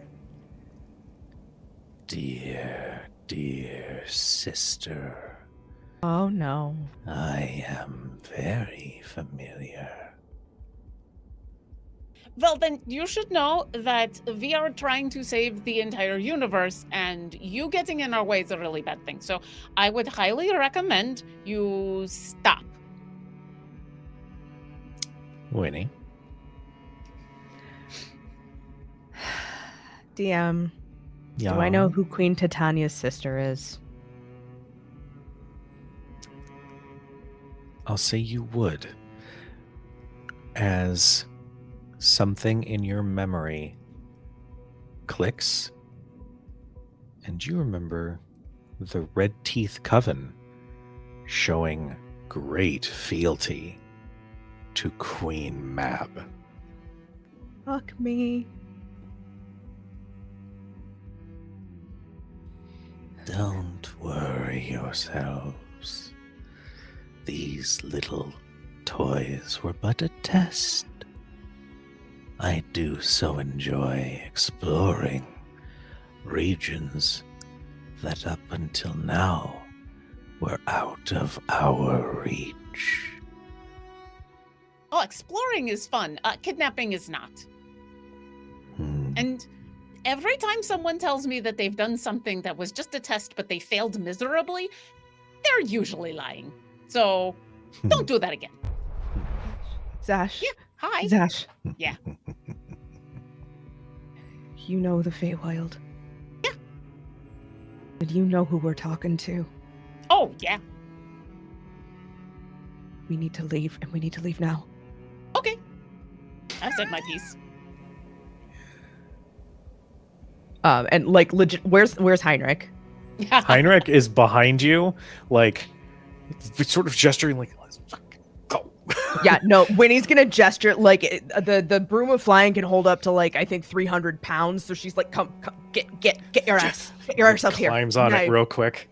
Like holds him in front of her. We need to leave right fucking now. And yeah, I'll start moving towards the exit. And if we're trying to move fast, I will move fast. But Udazash definitely seems not unconcerned, but like, all right, we came here, we did what we need to do. I've said my piece. But guys, Winnie is about as scared as you saw her after that nightmare. That's how frightened Winnie is right now. So, we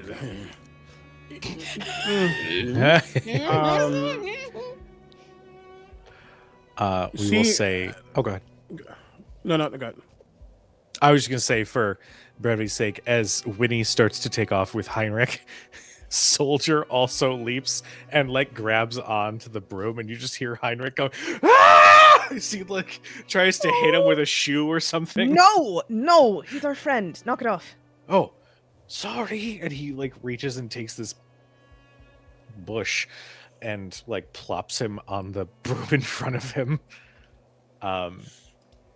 As you all, oh, go ahead. I'm so sorry. Go ahead. No worries. He doesn't know the voice. That's not his domain necessarily, but he clocks the voice more than anything. Clocks what it's saying and thinking about what this devil just said. And just before he begins to fly off, he just in Celestial. Someone's coming for your domain. We must stop that. Yes. Well, little mushrooms can sometimes be single-minded. Maybe it's time to branch out. But that is something for me to ponder. Your magic is different. And again, just ripples through that fungus. And sorry, I just want to make sure this is clear. He's not talking to the thing. No. He's talking to Just Yeah. the sourceless thing. Yeah. Wait. Will. Yeah. He's just gonna look down back at the creature, nod his head, and will fly off after Winnie, as he still has his wings out. Okay. As you all quickly make your escape, there's one last word that sort of echoes just in this cavern and just says, soon. Utazash, what would you like to do? So I'm assuming we are scramble all the way out. Yes. When we get to the room that was that first room with the big giant skull that had the mushrooms in it, Utazash is either going to fall back or catch up with Gideon, whichever way makes the most sense, and get real close and go, hey, Gideon? Yes. Before we go, can I borrow your mage hand? How do you cannot borrow. You don't have to. Can you? What do you want? Oh, and Utazash is going to reach in and pull out a napkin because she's grabbed like 3 billion of them. Because do you know what's worse than pocket snacks that are covered in lint? Pocket snacks that are covered in a lot of lint. And so she's just taking a bunch of napkins. So she pulls one out and unwraps it and goes, I want some of those mushrooms before we go. You can tell that his brain is kind of just everywhere for a moment, but he'll look over and you'll feel the napkin suddenly get lifted as his mage hand has formed, and he'll go over to a section of the mushroom, pluck it, bring it back over, but keep it away. I'll hold it until we get outside. Okay, thank you. I appreciate it. I didn't want it to go off prematurely. And then scramble on out. Okay. As you all leave the cavern, we're going to go ahead and take our 10-minute break. Sorry, this first half went a little bit long, but let's go ahead and take that break. For those in chat, thank you so much for tuning in. Go and take your bio breaks, get a snack, get a drink, do some stretches, take your medicine if you haven't, and we'll see you guys in about 10 minutes. Stick around. Hello again, Internet, and welcome back. So, you all step back out of the cavern. A little bit of time has passed. The sun has set at this point, so you can hear the nighttime flora and fauna with some different sounds, given the Feywild influence now. But the stars shine bright above, and the moon does light the area around you enough where you can kind of make your way around. What do you guys do? Unless someone wants to do anything else, Utazash will take point and get us back to where she remembers we left the cart. Mhm. Okay. I'm going to look over to Heinrich and say, did you lose a boot? You know, I did. I did lose a boot. Yeah. Oh. So there was a magical symbol on the boot. What was that all about? Oh, nothing. And he'll like try to snatch it. And like, it's nothing. It's totally fine. I have the boot in the bag of holding. He can't snatch shit. Yep. Listen here, grabby. Also, hey, I was just tracing on my hand. That didn't mean shit. I don't know what Hey. you're talking about. hey Cujo. Hey Cujo. Hey, Is he hey. is he lying to us? Your passive insight, 100%. Also, real quick, does he have one boot on? Yes, he does. Okay.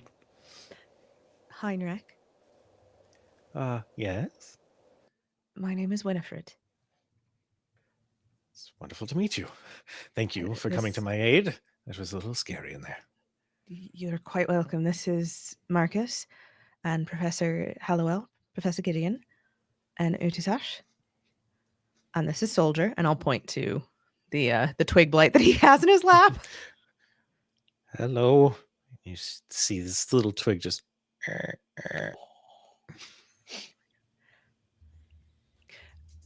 Heinrich, You don't want to lie to me. Point of fact, you probably can't. I think Gideon actually speaks up. Respectfully, everyone, he is not under any type of obligation to let us know what his belongings are. Also, I was the one who identified this. Speaking of GM, Oh, I did we? never fully identified it, but I started getting some aspects of it before we started fighting and stuff.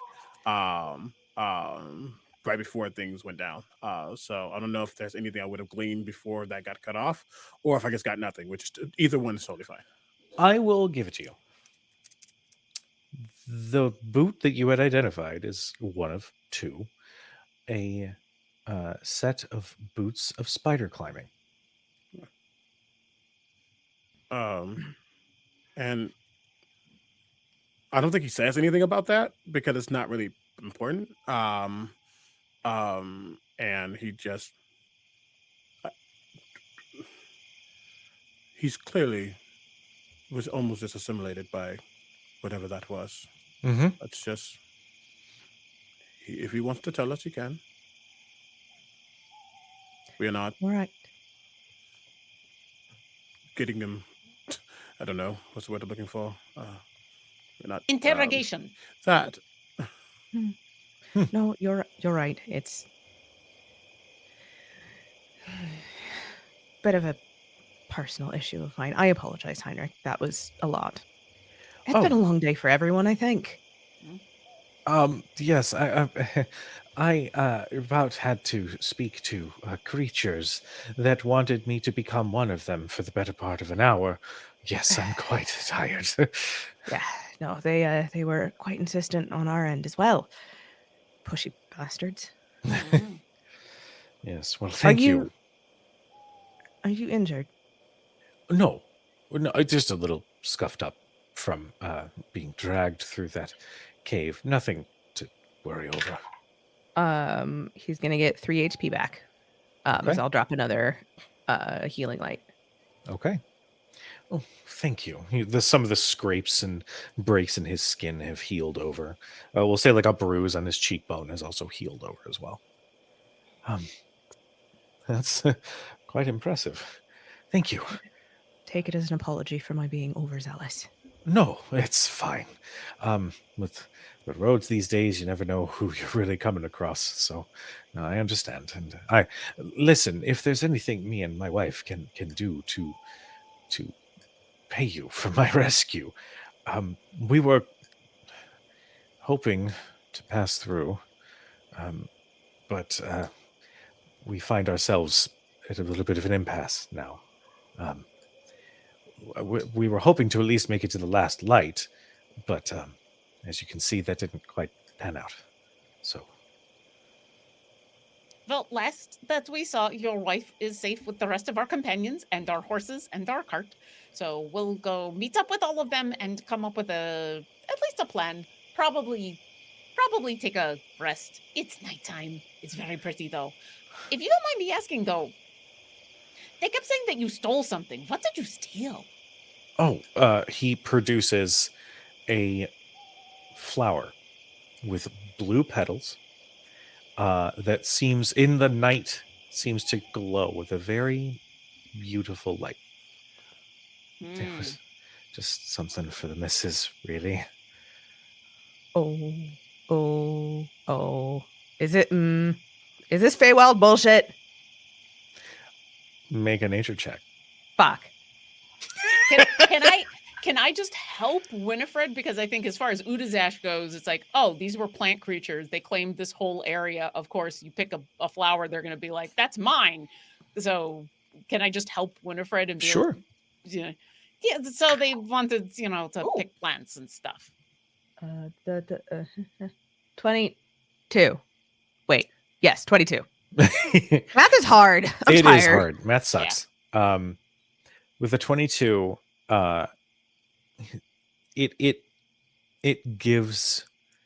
it's giving Feywild. No, you can sense a little bit of of the Fey realm, like that sort of whimsical, mystical sort of aura emanate off of these blue glowing petals of this flower. Are we getting more mystical, whimsical than Celtic nightmare fuel? That's really my concern. Yes, Like, is this gonna mystical, fuck up his whimsical. wife if he hands it over? No. Okay, thank God. Because you giving us fake queens and then you hand us a blue flower, and my first thought is love and idleness, and I go, oh no, Oh. oh no. You assume me to be just an evil puppet master, Laura. One day you'll see. I mean, it's not I necessarily a am. bad thing. It's just it makes things complicated, and very silly, depending on who gets a hold of the flower.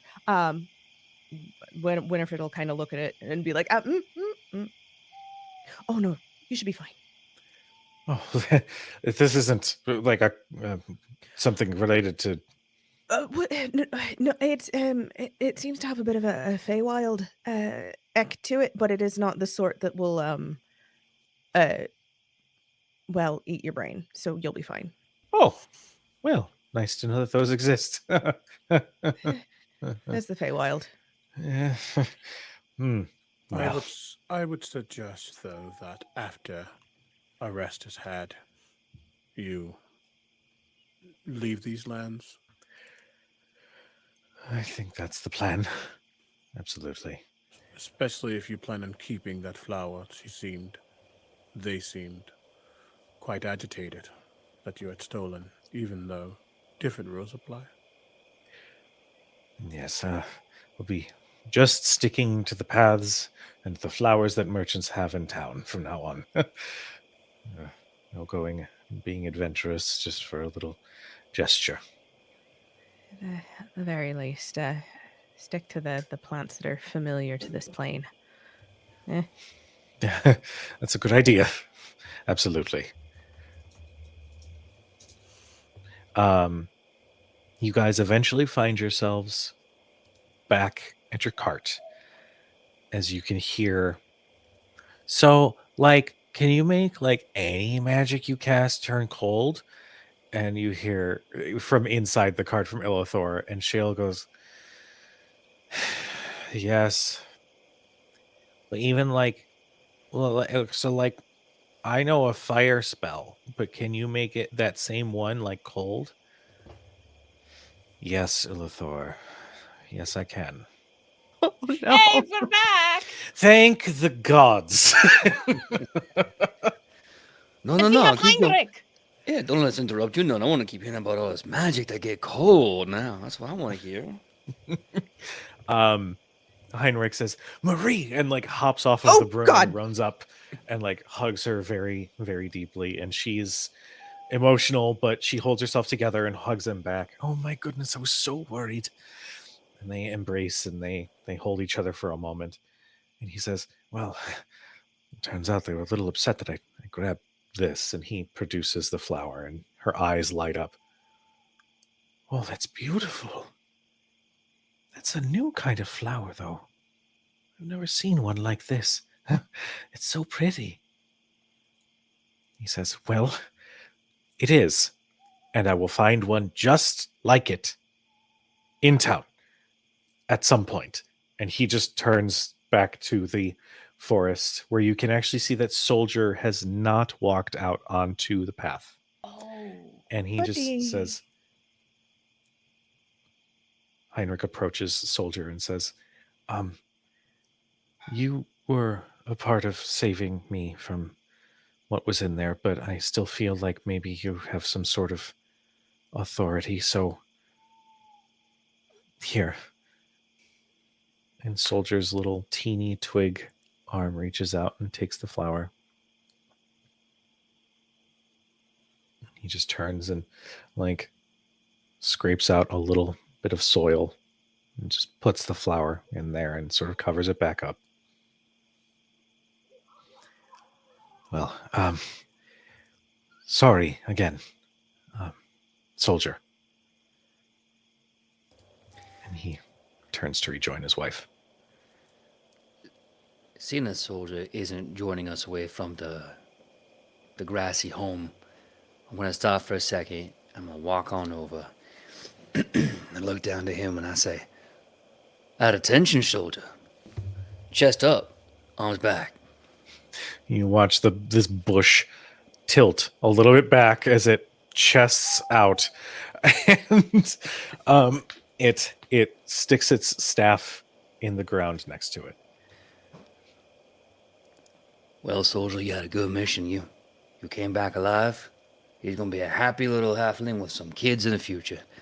And that means you're done. You ain't gotta be a soldier no more. You are now relieved of duty. I give him a little salute. Is tongue still up?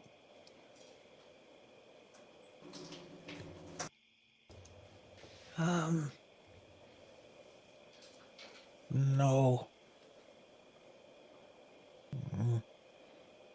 No? Things different. Scary. Dangerous. For traveler. Soldier. Still. Will do what soldier can. That's all But- people ask you. Won't forget you. And I guess this is where I say that I will be debriefing, but good job. And you know, the one thing that's better than one soldier is two. If you find another one like you let them know they stand with you, they soldiers too, and everyone could use that. Yeah, I'm sure there are others like you that want to help. That's how we found each other. We all just wanted to help. Help. Yes. He holds up his staff and just gestures for Marcus to come closer.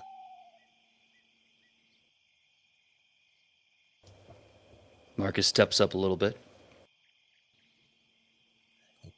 Down. Too tall. With a chuckle, Marcus kind of bends the knee a little bit, make sure he's looking him right in the eye. His staff, the very tip of this gnarled branch, reaches and touches right here, and you feel this wave of calm.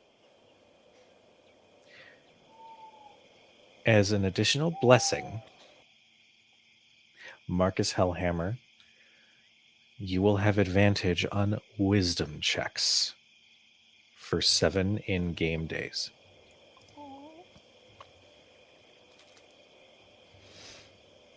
I look at him and I say, "Thank you. Probably need that more than you know, but do me one favor.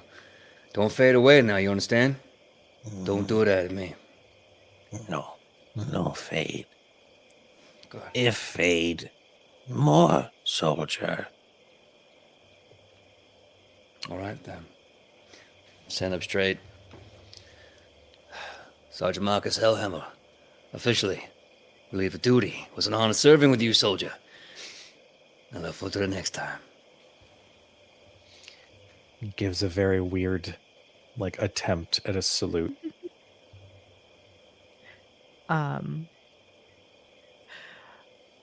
You know what? I don't know if this will actually work like that, but we're gonna do it. Yeah, thanks, buddy. Sorry, the cat is really insistent on being involved. Right, I had Cat someone hopes trying to that make a whatever- hot pocket a minute ago, so we're all doing our best. Winnie's gonna come down off the broom and sort of crouch in front of Soldier, and she's gonna hold out her hand.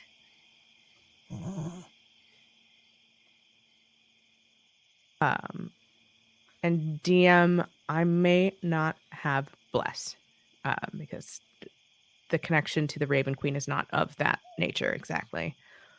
But I would like to utilize the last of my healing light to offer a blessing from the Raven Queen. I like that. How do you want this blessing to manifest? It's that same lack of light, the darkness of the Shadowfell. But what one always needs to remember is that she is neither good nor evil, and neither is her champion. He guides. And so you too will guide. Guide. Yes. Be safe now. You too will guide.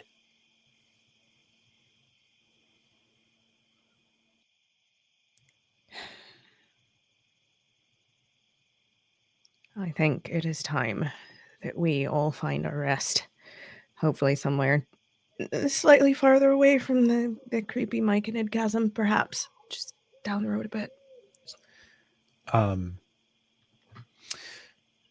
Right before you step away, the soldier sort of looks at the cart and looks at all of you. And with one final sort of blessing to all of you, at least for tonight, they tap on the ground with their staff. And these lightning bugs sort of manifest and gently sort of dance around the cart for a moment. And you will not be harried by any beast, either fey or of the material plane, for one night.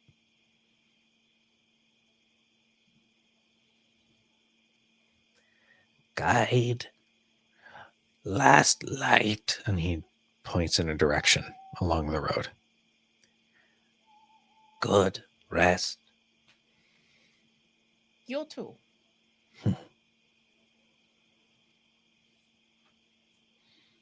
He sort of looks back at the foliage and the fauna and the flora behind him.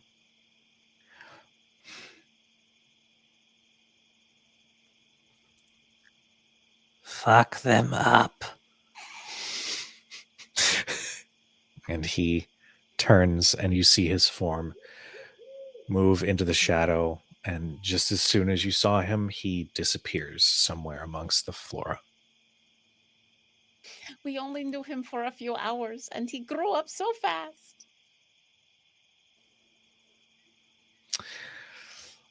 What do you guys do? The floor is yours. So, the fireflies, is it like right here? We can just camp right here? Or are they going to follow us and we can go find like something off the road a little bit? Or You get the impression that they would follow you. Okay. Wherever you need to go. And we know the last light inn is close. Yeah. Ish. But how close do we think it is? Like,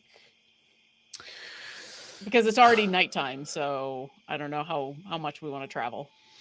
It was, I'd say it was probably going to be like another day to actually get to the last light inn. So, yeah. But they will still be able to follow you to keep you safe for this night if you needed to set up camp somewhere. I think that sounds like the plan. Yeah.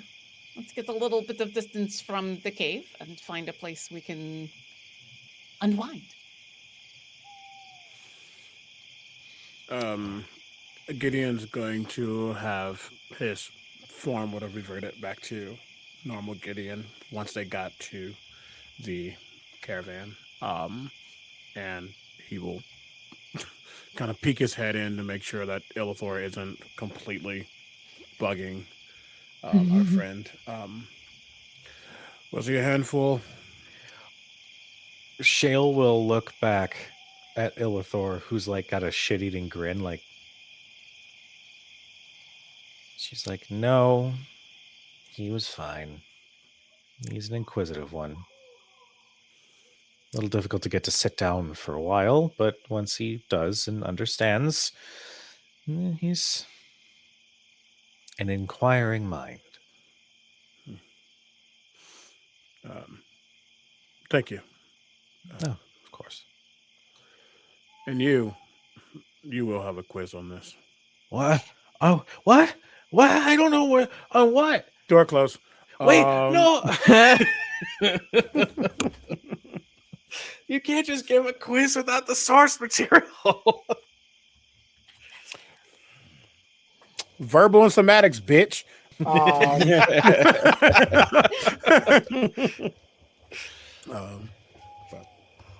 I think- let's, yeah. Okay.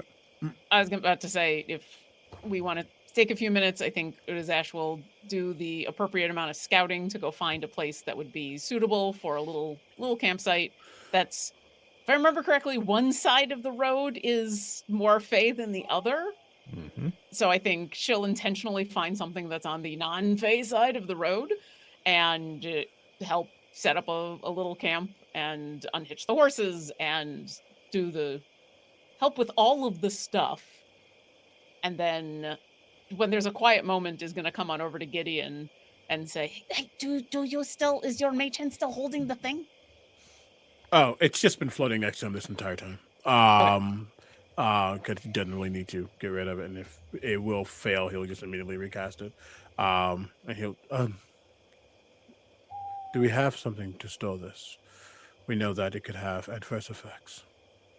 But it can also maybe have really fun effects and maybe bring back memories and maybe have dreams or nightmares. All of those things are possibilities. I don't have anything to store it in. If we're safe for tonight, you want to try it with me? No. Okay. I do not need memory restoration. But I will not stop you from. Would you like it at least to be cooked, or you can make a skewer? It's not a. Or is it meant? How does DM, one? from my investigation when we first entered the cave, do I know how one would because you had said they get agitated and they Mm-hmm. do I just need to shake it and make it That was my eloquent way of asking how do I use these in order to try to see if I can get a fun dream? You would need to shake it and have it go. Okay. I think Urizash turns to Gideon and goes, oh, no cooking or anything. I just shake it and it goes. I should probably do it a little bit away of everybody who does not want to be involved. But we should find out if anybody else wants to be involved. You know, solo missions are just as impactful as group missions, and perhaps you see him like look back to Winnie thinking about what happened last time they went into a dream or a memory escape. Say perhaps if this is for your journey, and the mage hand would just float over with the shrooms. I can't. No, we're not doing that. No. With the mushroom thing, then With the Fey plants. Flay plants. the filet mignon Mhm. with these fey things he up to yours, and Okay. he will place it very gently into your hand so it's not agitated yet. Okay. Let me find a good place to do this. And I'm gonna like do a tiny little scout around of like how far away I can go where the fireflies will still be around, Mhm. but like right on the edge. And then she's gonna find a place to sit, kind of her back against a tree. And Gideon, do you follow or hang out at all, or do you? I think he's going to chaperone. Because you'll know what the hell's gonna happen. And at the very least, I think at the very least he's gonna do. He's gonna say just one, not, and he's gonna go check on Ilithor to make sure that Ilithor's good for the night. Make sure that food has been gotten. I assume we've like set up camp and gotten all that handled. Make sure that Ilithor's good. Ilithor had his little sleeping bag and all that stuff going, his little bedroll. Make sure that he's set. Um, uh, oh, oh no. Um, he's gonna ask Oh, no. Udazash via message. How quickly do you need to do this? I have no idea, but I can always wait. Would you mind giving me 10 minutes or so? Okay. More like 20, but Okay. I I will give you 22. appreciate it. He's going to do two things. One, resummon Rasputin. Baby. But the way he is actually going to resummon Rasputin is he's going to go into his pouch that he has or his bag that he has. He's going to pull out a book, and it kind of looks like a children's book, like an Aesop's Fables type of book. And as Ilithor is going to bed, he's going to read him a bedtime story. And that story is the story of the cat or the put it down somewhere. Oh God, it's the lonely cat. And it's basically the story of a cat that was lost and was found by a found family within an alley. He kind of became like their mascot. But it's literally how he found Rasputin as a kid, and he wrote the book. And he's reading it to Ilithor so he can go to bed. And also summoning Rasputin, who will immediately summon and cuddle into Ilithor. Once at anyone else was around, but we'll settle into Ilithor, and he'll make sure that Ilithor do it, and then he'll be chaperone. Okay. And just to be clear, as far as what Udazash is expecting, she's not looking for drugs. She's looking for these are supposed to help her maybe unlock a memory, but it could go bad, and it might be a bad memory or maybe a good memory. But she's looking for like fall asleep and maybe remember something. And so when you come back, Gideon, she's been holding this little napkin with the little fey plants and is pondering them in a very thoughtful way as she's trying to figure out what she wants to be thinking about when she does this to try to maybe unlock specific memories. Yeah, as he comes back, he will kind of settle into like maybe like a rock or something, and just we don't know what's going to happen. So at the very least, I will take watch. Okay, I appreciate it. And he Are you will- far enough away? Oh, and you can also like if you like are close, if you get close at all, you can almost feel a breeze like going towards your direction. Excellent. As he's just like subtly elementalism and just causing a breeze to make sure nothing comes towards his way. Perfect. Good. As soon as Udazash is sure we're all good, she will shake it and let it go poof. And she's gonna think really hard about the earliest memories she has. To be absolutely safe, as your poof, you're going to get a bardic inspiration and guidance from afar. Because again, I can cast guidance 30 feet away. The spores cinnamon. evacuate. And yeah, you get a little bit of cinnamon. And at first,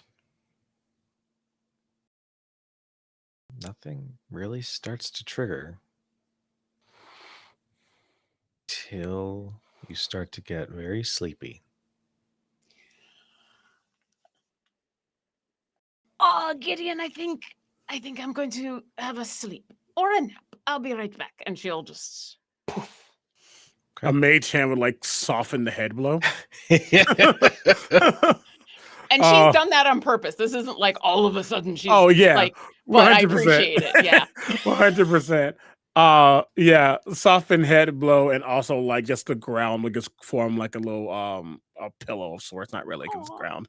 But he's and then he just takes out a book, gets quill, and just starts notating what he's about to say. Ooh. Just in case. Yes. Udazash.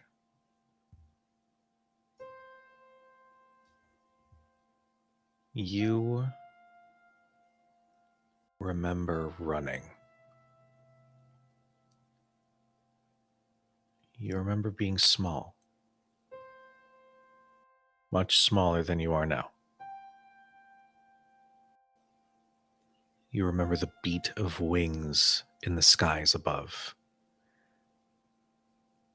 You remember your hand was held by someone as they were saying, "Faster, we have to go faster." And there's something,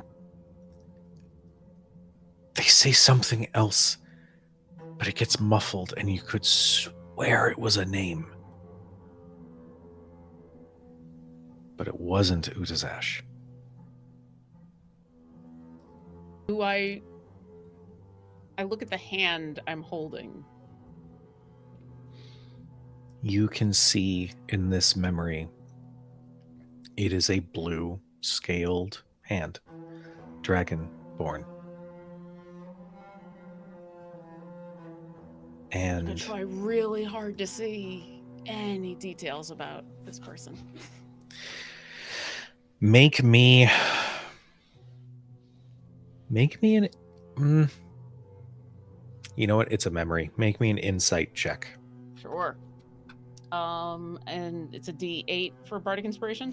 And a D4 for guidance, if you need them. I'll probably need it. D4. 14. 19. Okay. With a 19, you get a masculine dragonborn figure.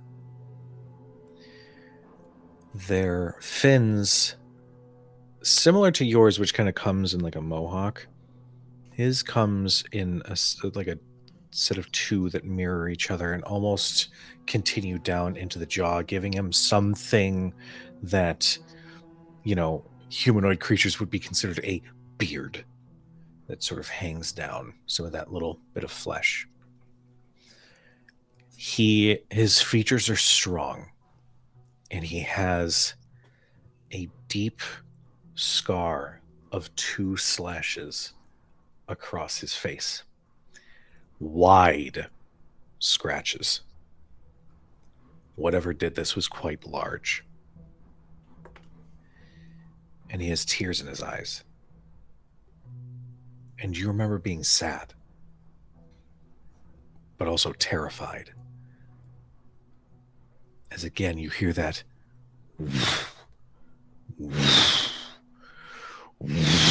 as a gigantic white dragon flies directly over you.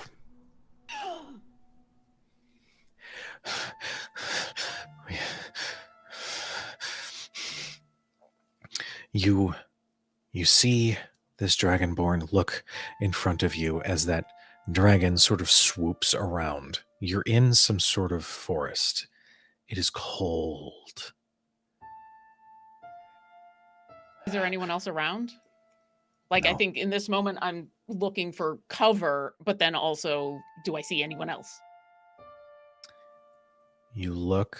Make me a perception check. Okay.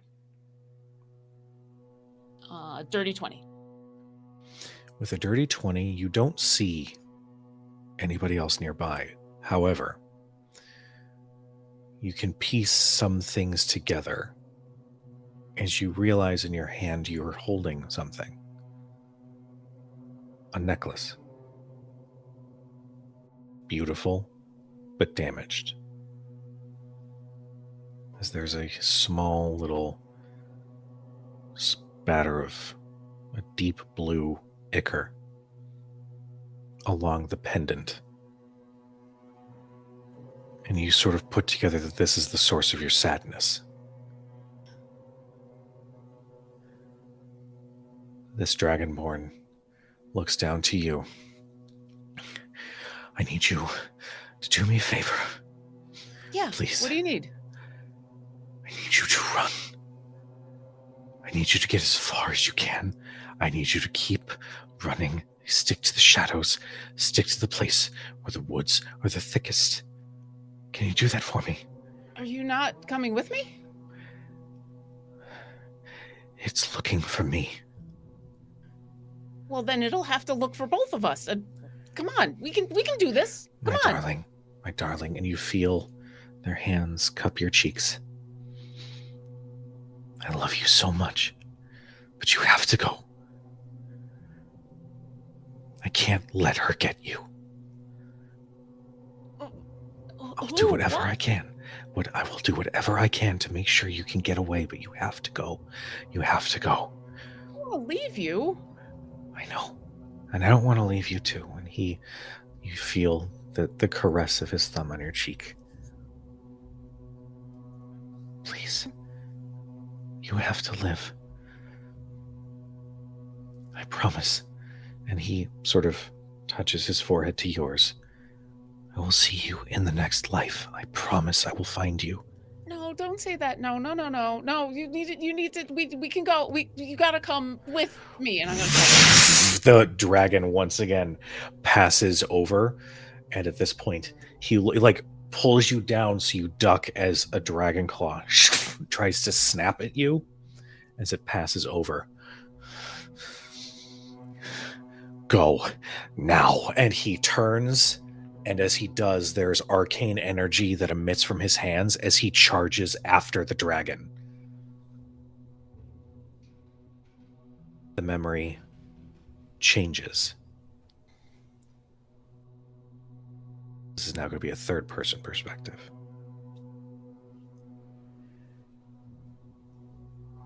There's a divide where the Seelie and the Unseelie meet. All creatures have gathered in this large amalgamation as two individuals stand facing each other. One, a beautiful dryad with deep green skin, golden eyes, and a beautiful wooden crown.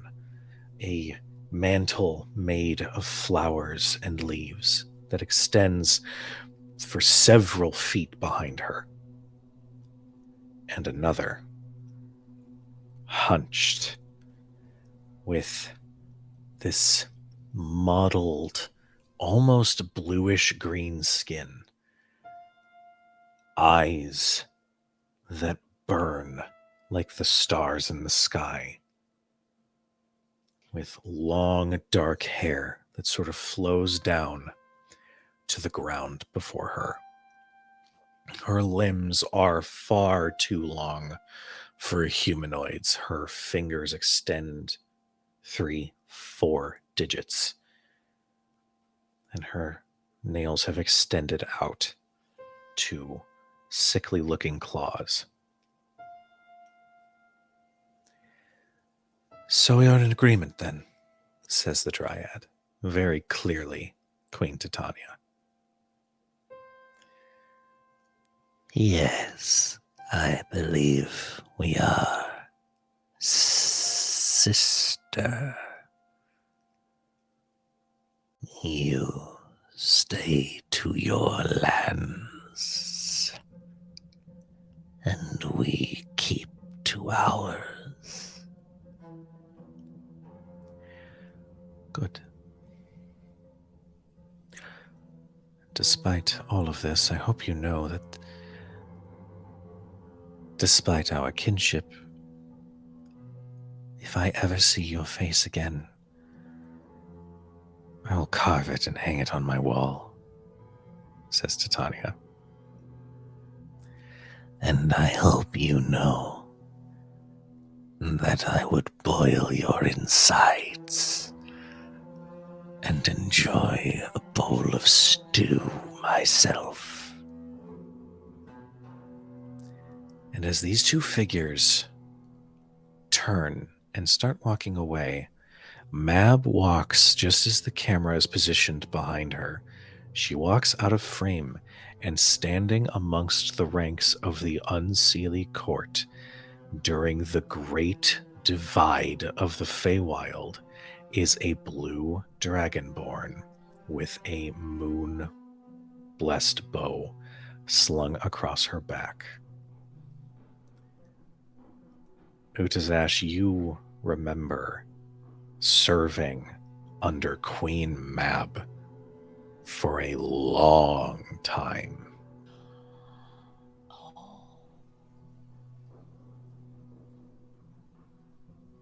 Do I remember any specific things that she had me do, or just I know? You served during the time when the Seelie and the Unseelie were at war. And there was no creature that Titania could send after you that could get within 10 paces, for your aim was far too deadly. Mab would always rely on you to be the one to send a message. And given that this is a very long time ago, I'm curious, Lauren, do you think Utazash would have that same childlike mischief at this point in her life? Or would there be a different behavior that Utazash would exhibit? It's the same childlike mischief, but it's,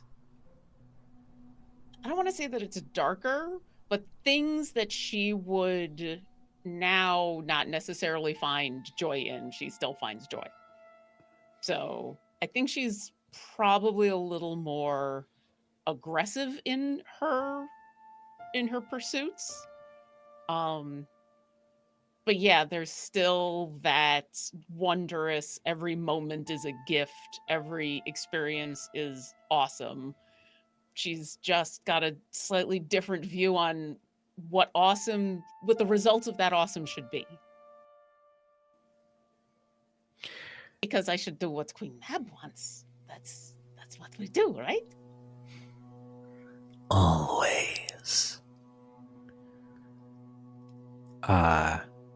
And one last thing that you remember before you eventually fall just into a dreamless sleep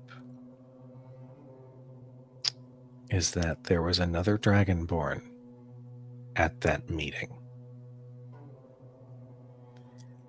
A golden dragonborn stood across the way at Queen Titania's side.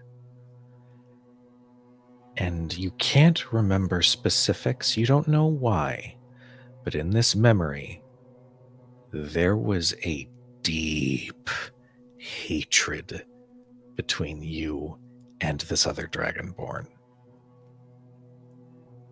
I'm going to enjoy killing them. You know what? Would Utazash say anything to them as this meeting ends? And like before everybody starts to really disperse.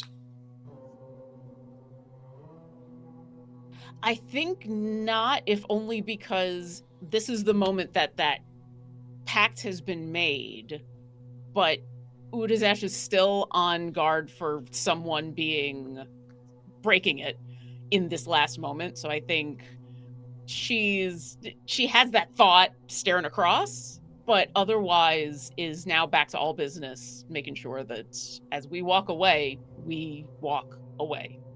and nobody gets close. They have that same approach as they also just kind of linger facing you for just a moment, almost like it's a Wild West draw situation. I know not to turn my back first upon you. I may hate you, but I've never said that you were dumb. On 3, then. So we do we turn on our backs and 3? we walk. On 3 or on like 1, 2, 3 go? Because like those are two different things.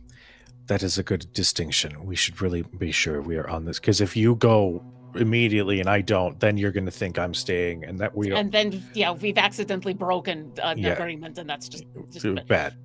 You know what? I better idea. And Udazash is just going to start to back away, facing, like, walking backwards, bow at her side, because I don't think she actually expects anyone to break this, but Mhm. she's ready anyway. And so she's just going to Homer Simpson into the bush. Yeah.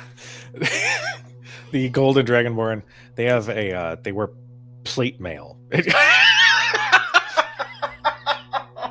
damn it. They wear plate mail, and they have a large shield, and they just keep their hand on their sword. It's still sheathed, but they similarly walk backwards until it's understood that no one is going to cause problems. And you both walk in your separate ways.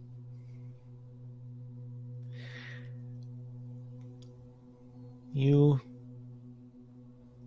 find the most restful sleep you have had in a very long time. All the aches and soreness that might be in your muscles, the weariness that accompanies long travel, all fades from you. And when you awaken from your rest, I would like you to roll 2d4 and add those as temporary HP. And really quick, did anything happen outwardly doing these dreams? Make a perception check. Because he was watching and chaperoning, and he's respectful. That's a 2 on the die. I'm just gonna keep that. But well, I'm glad, because I didn't want to do what Gideon would have done, which is detected the thoughts while she was. Lauren will say, if you want to, I will not object. He would. Also, I don't even think Udazash would object. Only if he felt like there was danger, just like what happened with Winnie. But no, okay, cool. And as long as there's a level of peace upon them in a way, again with the 2 that I got, I don't know if I saw anything. Then he would let them sleep in peace. But yeah, sorry. Just want to say that. As you make that decision, Gideon, you hear, aren't you the slightest bit curious? As seemingly manifested, not out of some grand, beautiful light as usual, but appearing as a man wearing purple robes with normal skin, a familiar rune on his chest, and a very well kept and groomed beard. I mean, come on. Really? There's ambition and then there's nosiness. I'm making sure that she is okay. She seems okay. No, that's fair. If it was an enemy, absolutely. But Oh, yes. I mean, I saw your display with the cultist in town. It was quite brilliant. I assume that you heard everything. Of course, I hear it all. I'm everywhere. I'm in your mind. Okay, Okay, will no, that was a bad joke. No, I'm quickly. not in your mind. Okay. Is there going to be a threat to your position, or is that just words of a old queen? I believe it might manifest as more a testing of the boundaries. You know, whenever there's somebody new in town, you always want to get a size of them, measure them up. And I feel quite confident that the display of my defenses well, quite strong. He's looking right at you.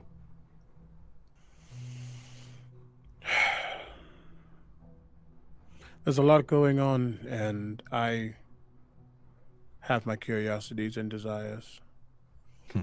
But now that and he literally, like, as he starts to, like, say what he's going to say, each time he puts up a finger as he's counting, there's just a minor illusion of the person he's speaking about. It's like, Zariel, Tiamat. Now we're dealing with Fey Queens. Oh, and also a power-hungry necromancer. Um, if I call on you, I am willing to do what's required for the power, but clearly we're getting into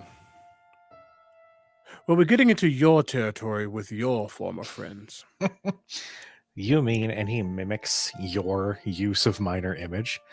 You mean the Elder Vampire, the Servant of Zariel, the Turncoat of Shar, Withers. Yes, you are. You are venturing quite into some of our sloppy seconds, unfortunately. Sorry for the crude imagery. But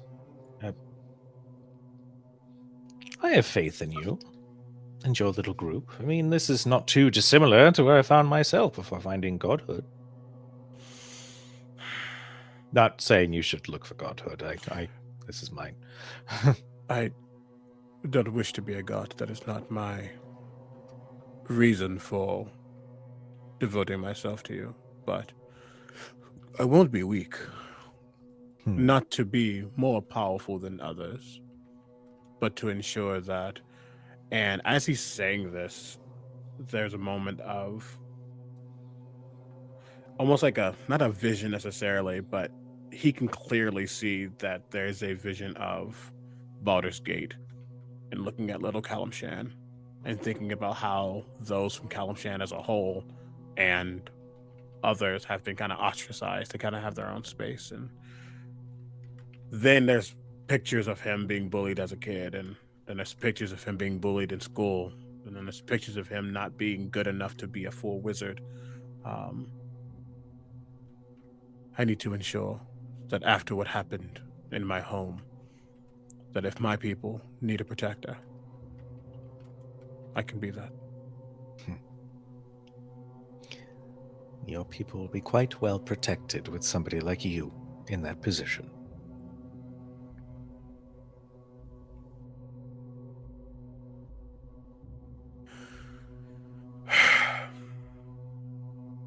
We'll see.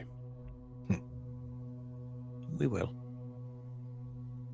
Unless you're content. I mean, if you're content, then what do you need me for? His eyes just flash. I don't think I can ever be content. Good. Then I chose wisely.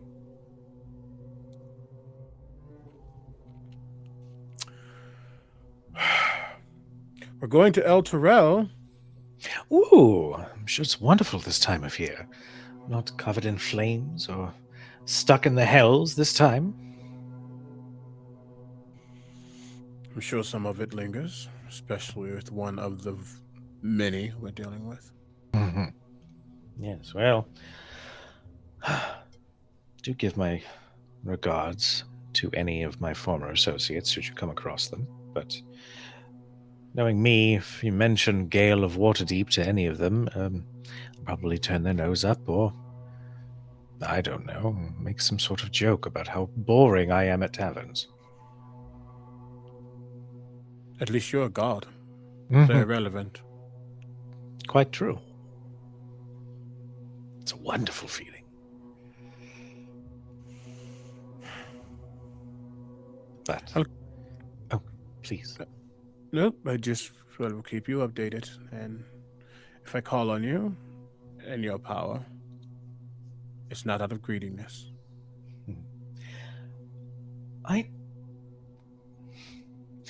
Gideon, Professor Gideon, I want to give respect where it's due. I don't believe you have a greedy bone in your body. If you call upon me, clearly something is amiss, and you need my assistance. That is all I will interpret it as.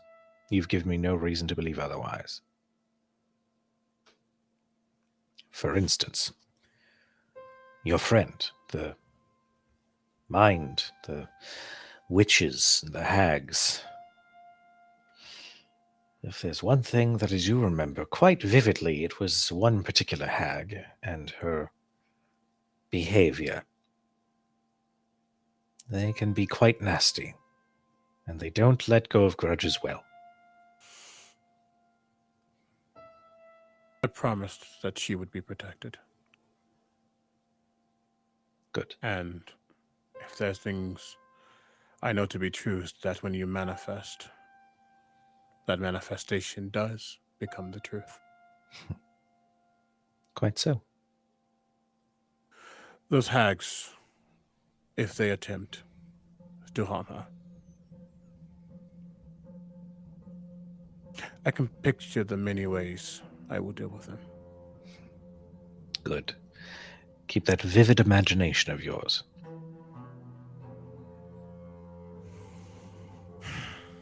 Well, it is, I suppose, late for you. So close to, what, 10 at night? You should be getting some sleep. I'm sure you're quite exhausted. I'm a teacher. This is testing, great testing time. I will be fine. All right, well, just call upon me if you need me, if you need counsel or power, or ideas of your next ambitious endeavor. You know I will.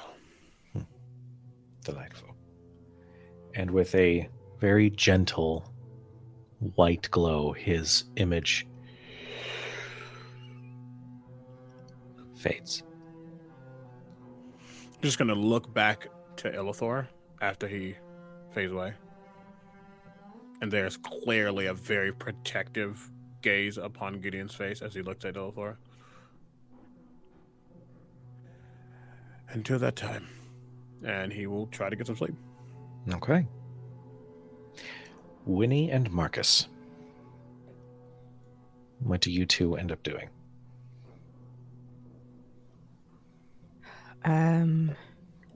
I think once all is settled, and it seems like there might actually be a chance to rest properly, Winnie actually gets out her herbalism kit, and starts mixing and cataloging what she has on hand. If she can get a couple of potions started, she would. The vibe is very much procrastinating. Because she knows what can happen if she falls asleep. Especially now. Okay. But she's like locked in, not paying attention to much else. Shale, she set up her bunk not too far from yours, but like across the way, on the other side of the fire. And she had stepped away to kind of like unbraid her hair finally. When she makes her way back and just does a quick little hand on your shoulder as she passes by. Huh? What? What? Oh, no, it was just a greeting. Just me. It's fine. Oh, sorry. No. Miles away. You haven't been wanting to sleep lately, have you? No.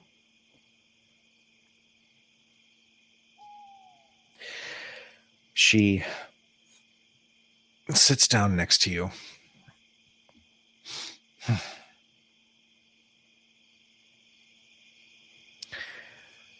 There are some real bastards out there.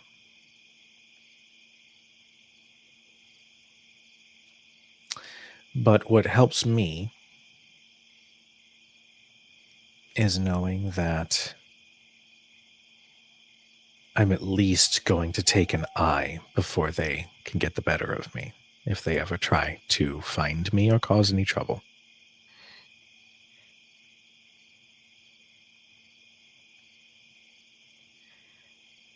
That's admirable, Shale.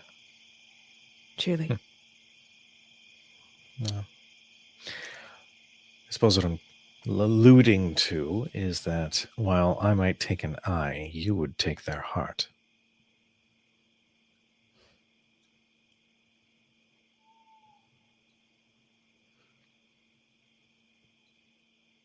I don't.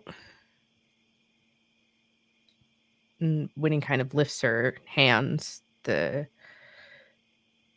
sort of soft gray purple skin. She's got little like nicks and cuts from like using her paring knife, or like little patches of burned skin from potions gone bad.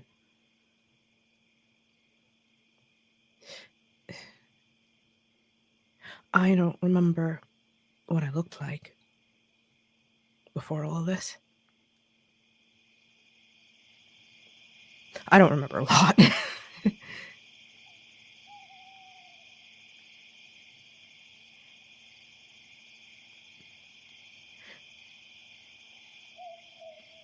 But I remember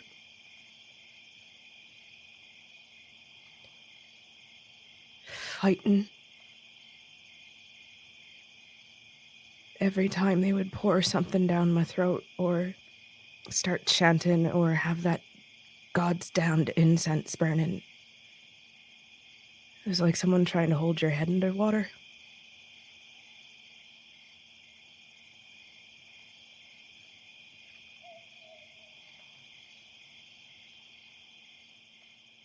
And I don't entirely remember how I got out. But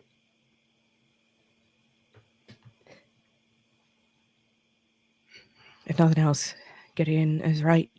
And I'm not going back to that fucking place ever again. I don't care about getting my revenge. It's not what I do. I just never want to see any of those decrepit old bitches ever again.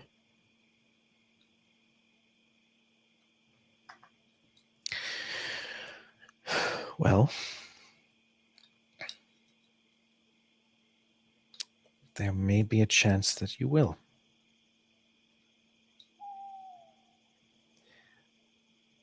But there will be one key difference. You won't be alone. And we won't let you go. We won't let you be taken by those old decrepit bitches. Or their terrible incense, or horrible potion brewing, or awful manicure etiquette. I mean, have you seen how they take care of themselves? It's quite dreadful, but... I see what you're doing. Mm-hmm.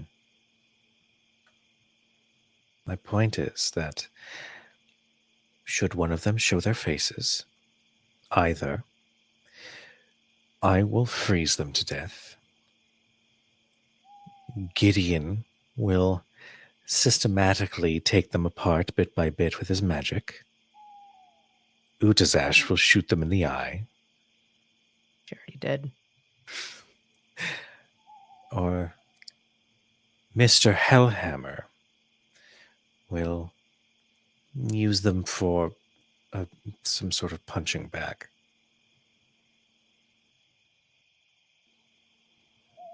Hi. We all have bits of our past chasing us, don't we? Yes. Yes, we do. But it can chase after us, and if it ever catches up, we'll remind it who we are now.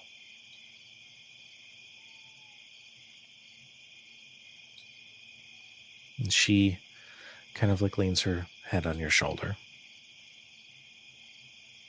When he She leans could- back. You should get some sleep. It'll be all right. I'll try. Okay. She eventually rises and kind of nudges you a little bit, just sort of like half playfully. She finds her sleeping bag and slowly curls in. Marcus, where do we find you?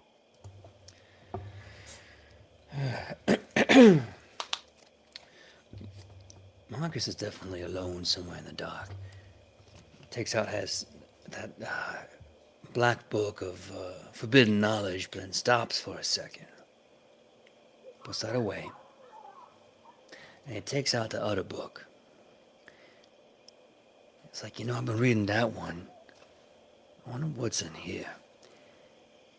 And I open up the intelligent book that we got from Sorcerer Sundries.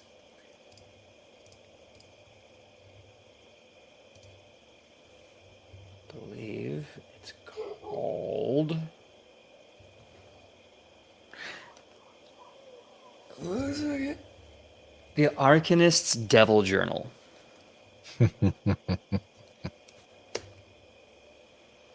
Okay.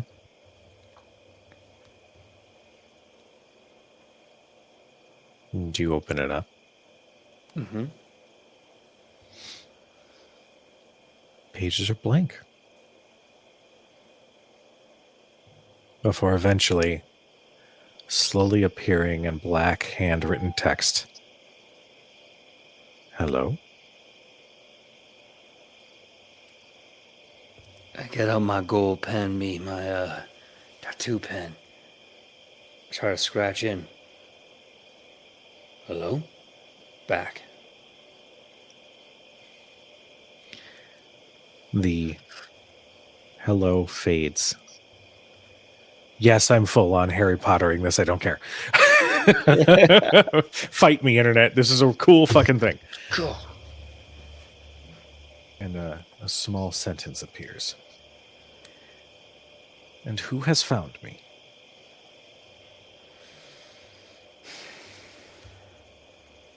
Take the tip of my pen and start kind of dabbing my tongue. Little sparks of flame come off of it when I do that. As I'm thinking.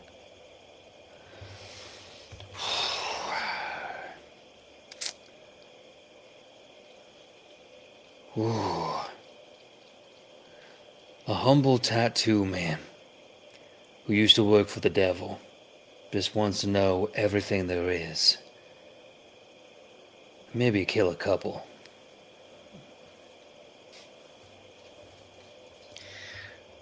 The sentence fades. And another one appears. Quite a lofty goal for a humble tattooist. I stop for a second, I think to myself. I look off in the darkness of camp and I get kind of a cheeky grin. We are nothing without ambition. The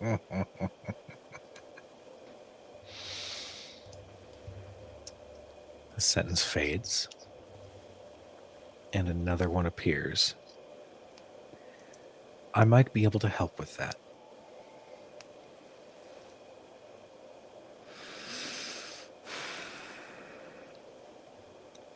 Well then, like the man once said, let's get to work. ... smiley face. What comes next, and we'll say this happens over a certain amount of time that night, is a conversation about arcane tattooing and the different designs and runes and requirements that one would need to apply such a tattoo.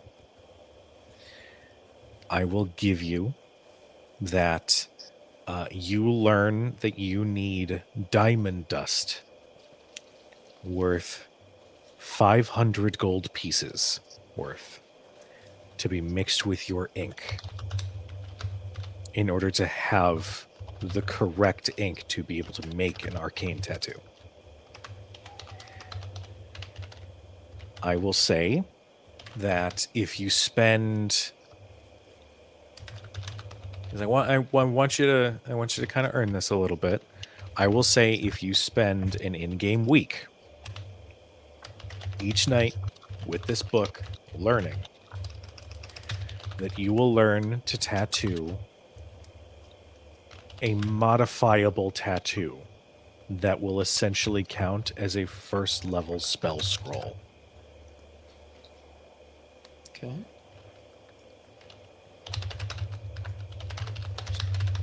Now, for mechanical purposes, is that I am actually making scrolls, or that I am making tattoos that function like? You are making tattoos that function like a spell scroll. In addition, when that magic is used, the tattoo is then modifiable in that you can re-up that spell or modify it to a different spell if you have that same material. You know, when we say re-up it, like refresh it or make it a higher level? Refresh it. Right now, like that's the sort of base functionality. Eventually, as time goes on, we'll talk about some more intense abilities you can learn with that. So Marcus is very, very excited, especially after all that. He's still checking his big black book of all these other demons and devil stuff, like forbidden and heretical ruins, and he kind of stops for a second, and he looks at the book, and he's like, he writes in, "I used to work for Zariel, me.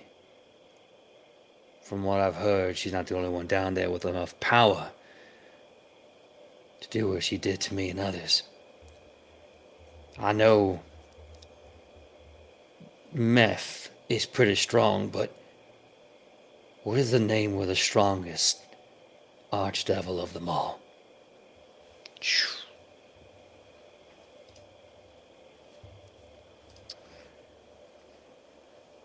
You see an image appear. And it is a likeness of Zariel burning and being tormented before death. And you can see in text below, if you deliver the final blow, that will be enough to satisfy my needs.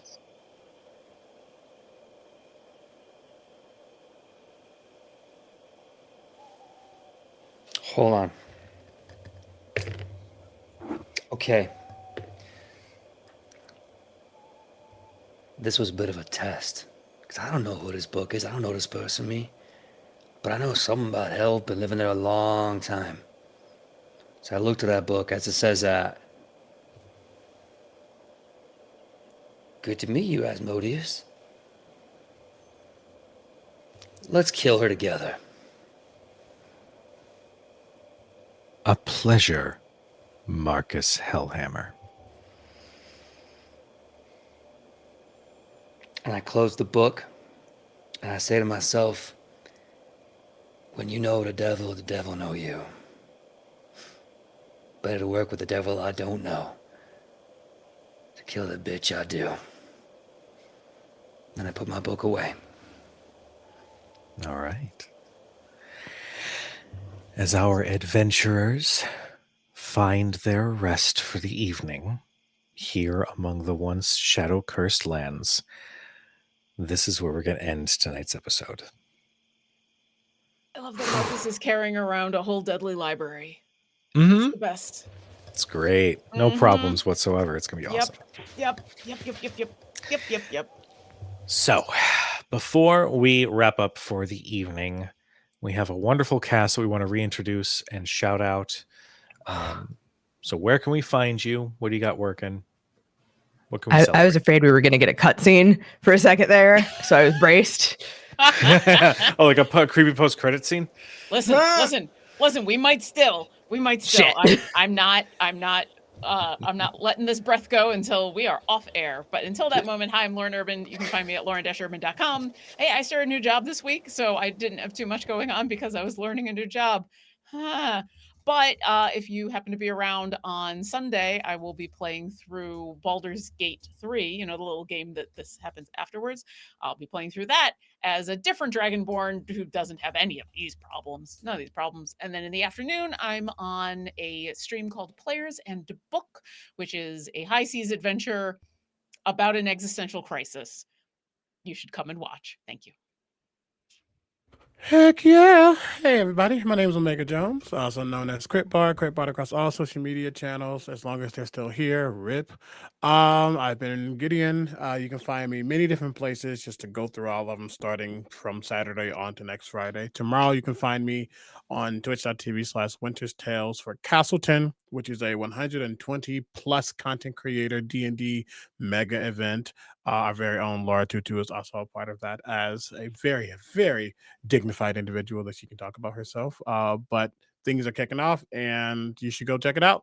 On Tuesdays, everything's on hiatus, so I'm not going to talk about it. On Thursdays, you can catch me on twitch.tv/Captain Robear for Vecna Eve of Ruin, which has been awesome. And then obviously Fridays here. If you're going to MagicCon, in February, you will see me there as a featured content creator, and I can officially say I have a meet and greet. So definitely check that out. And then aside from that, there's a lot happening. So just check my socials for everything that I'm doing. That's me. Hi, hello, good evening, folks. You can call me Laura or Tutu or Laura Tutu. You can find me all over the internet, usually a sub-iteration of _ Laura Tutu. Socials, all of them, probably. I don't know. I'm bad at it, y'all. Like, I'm here, I show up, I'm semi-charming and loud on the internet, and people seem to follow me. I don't fucking know. When I'm not being tormented by blood hags or unseelie queens, you can also find me hanging out with the fine folks over at Queen's Court Games. Right now, the All Night Society, our multi-award winning Vampire the Masquerade Chronicle, is in the works for season 3, soon TM. Our storyteller is hard at work, and we are very excited to bring that chronicle back. On Wednesdays, you can find me hanging out with the folks at Rebels Without a Castle for the Stone Lord's Folly, brand new D&D homebrew world by my friend Something Savage. And there's more vampire things coming. So many vampire things coming in 2025. I just live in the world of darkness now, and I've made peace with that. Hello, everyone. My name is PJ McGaw. You can find me all over the internet at PJ McGaw. Facebook, Instagram, TikTok for now, Twitter, Blue Sky. Just look in PJ McGaw. If you see this bearded face, guess what? You found the place. When I'm out here with these amazing Bouldurans. You can also find me here on Tuesday for the My Hero Academia show, D Plus Ultra. We just had our amazing holiday prom episode. I think the VOD is here. Go check it out. It was cute. It was fun. It was dramatique. So we're going to be having that on Tuesday as well. Bunch of other things in the works. My brain is blanking on most of them. So again, if you want the details on the streams that I'm a part of, possible charity stream I may be working on, more details on that, or other TTRPG content that I write for third party and etc., please go to my social media and own on Threads too. Go check me out, PJ McGaw, and I'll see you next time. And I am Cujo. I have been your chronicler for this evening. Thank you guys so much for being a part of tonight. You can find me all over the internet as either Cujo Plays Games for personal rants and ravings and whatever, or as Crit Hit Chronicles, where you can find any official announcements about the channel. As PJ mentioned, Tuesdays for the next few weeks are going to be for D Plus Ultra, our My Hero Academia inspired TTRPG miniseries playing kids on bikes by Hunters Entertainment. Thursdays are dedicated to the Tales of the Valiant. Thank you to Cobalt Press for the sponsorship. And Fridays, congrats, you found us. We're here. It's Shadows over Baldur's Gate, our Baldur's Gate 3 spiritual sequel. When I'm not here on Wednesdays, you can see me over at Nerd Immersion. We're playing some Phandelver and Below with the new D&D rules. But go and follow all of the socials to keep up on any announcements, on any appearances or anything like that. If you're going to be at GaryCon, I will be there. and we should say hi. And yes.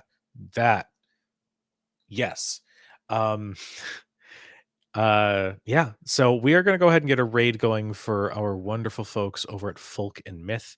They are starting a new vampire chronicle this evening, so we want to give them all the love. Tell them I sent you. They'll make sure you have a good time. But again, thank you guys so much for being a part of tonight. Also, if you haven't caught up yet, all of our episodes are over on Critic Chronicles on YouTube. That's for all campaigns that have gone on this channel so far. So, if you feel like binging some TTRPG stuff and see my horrible editing from when I was still learning, go check it out. But in the meantime, we love you. We appreciate you. Be nice to each other. And we'll see you guys later. Thank you, Matt, real quick for the subscription. I see you. Mwah. Welcome. We'll see you guys later. Bye, everybody. Bye-bye.